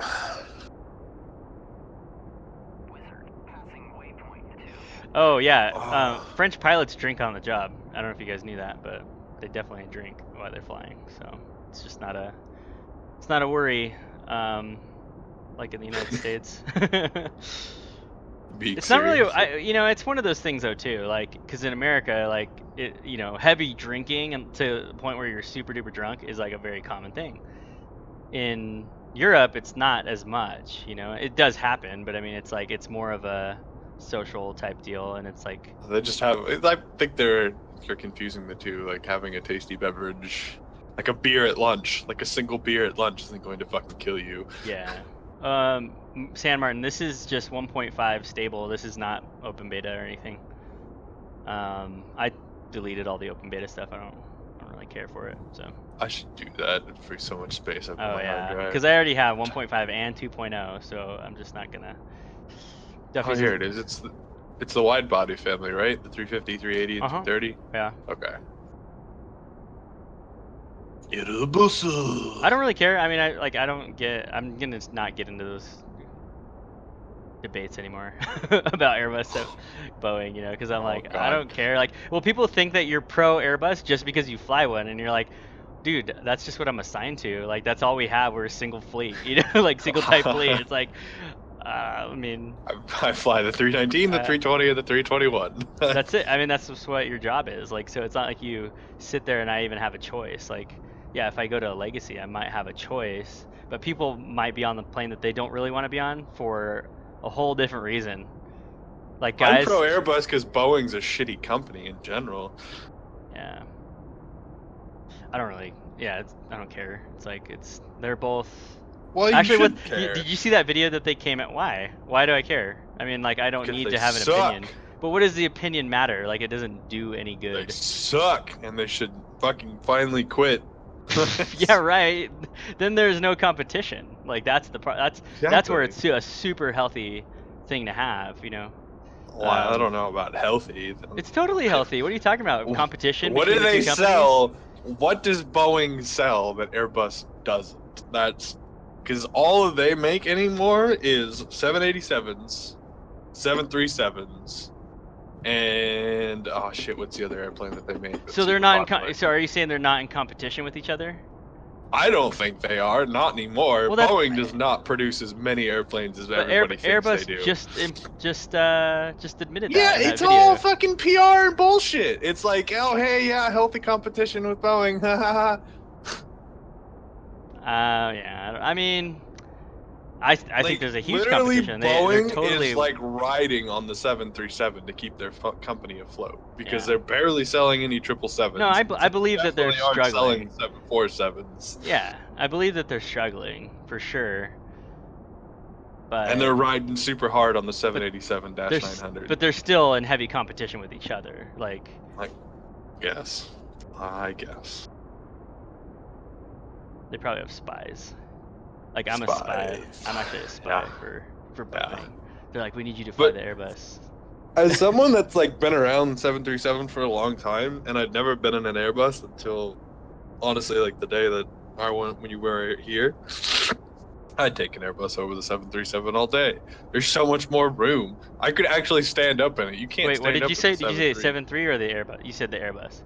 The Airbus. Oh, okay, cool. Yeah. I don't. Manual flying concerns me none. Like, it's an airplane and they all fly. I would take the precision of the Airbus over the sloppiness of the 7.3. Yeah, and there are some really weird things about the Airbus. Like, in high wind situations, it is weird. Like with the auto thrust, like you don't want to do it manually either because it's not. It'll be behind the curve. It's not responsive. You know, it's like it's laggy, and then you're like, well, what is it doing? And you don't have the feel for it moving. Like that is a big problem. And they'll never change it. Like they know that's a huge safety thing. Like Airbus knows that. Turbines are huge, so you're not gonna get the spool time on them. No, it's just no. I'm talking about like the auto thrust, like the actual thrust levers moving. Oh, I didn't think they moved at all. They don't. They don't move at all. But that's the problem. It's like pilots these days, like they want it to move and they fly. You know, it's just like having that sensation of it moving is a big deal, you know, and that's actually like they've actually, I don't know if they put it into like causal factors for some of the crashes, but definitely like Air France, like over the Atlantic, right?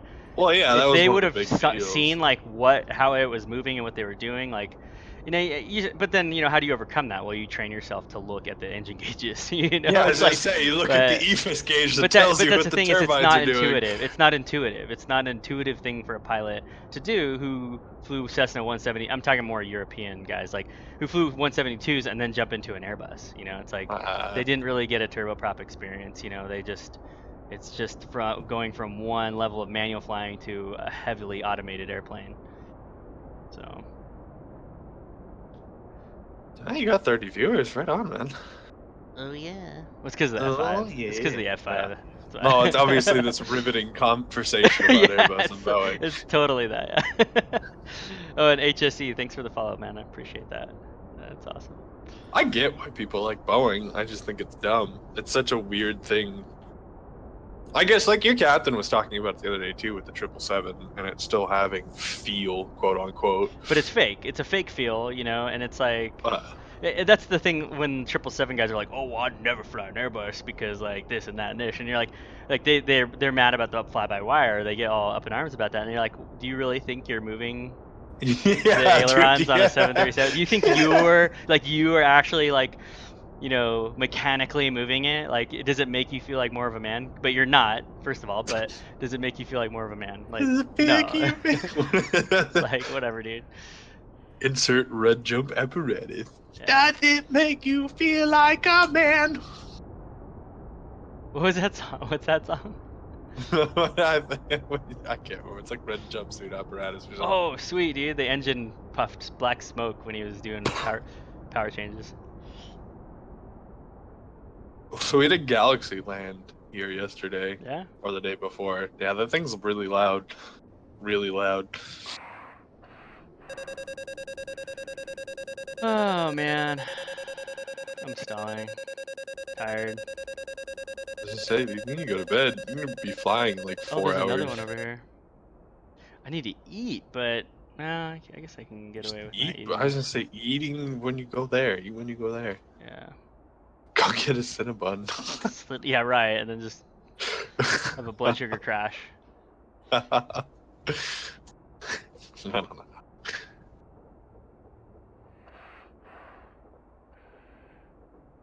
Plane's fun though. It's pretty cool.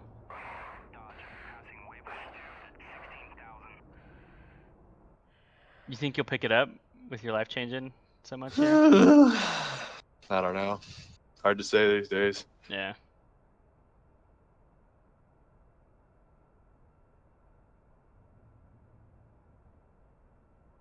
Oh yeah, flying low. I've got my Mirage, which basically does the same thing. So that's what I was telling people. Like, it's just for me to pick up the F5. Like, I'm weird because like it's got to be something that I could have realistically flown like here in the United States, and so like having the F5 just makes that kind of cool, Yeah. Like, You and could buy an something F5 for 500,000. Was it 500,000 that one's it? going for? That's it? think- Shoot. Yeah, oh, dude, it's because you can't fucking afford the cost of fuel to run it for an hour. Jeez. Like, what funny. are your fuel? Go into like 85% power, and what are your fuel burns? Hold on, I'm afterburning down on the low road between the trees right now. Oh yeah. Nerd. North American. Oh, it's not North American. I always forget who makes it. Northrop? Yeah. Northrop Grumman? Yeah. Oh, I blacked out. Shoot. Blew up now. Okay. Well, so much for that. Yep, too bad.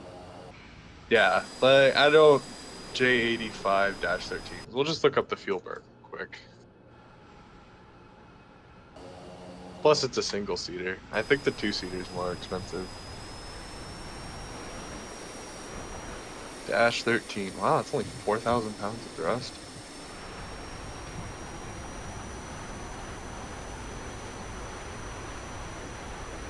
Ike's asking if you get home early on Fridays.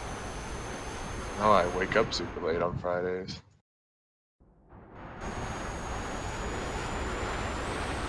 Nobody understands that Thursday is my Friday. We just don't remember, that's all. Yeah, I'm not worthy enough to be remembered. So is there specific fuel consumption is 0.96, 0.97 pounds an hour, but that's bullshit. There's no way. Yeah, I don't know.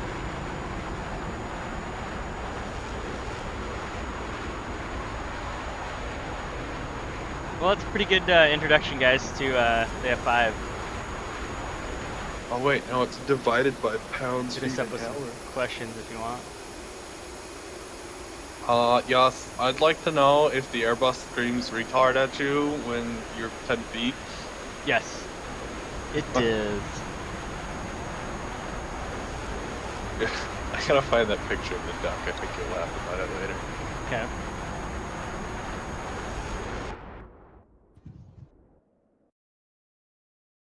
It's Colty getting you. No, Is he flying it right now? What's he doing? he's flying right now. I'm going to power down stream here real quick, and then how do you just straight up host someone like from you? So in your chat, just type / host, and then said user's name. And then it'll automatically just like transfer your stream over there, or what?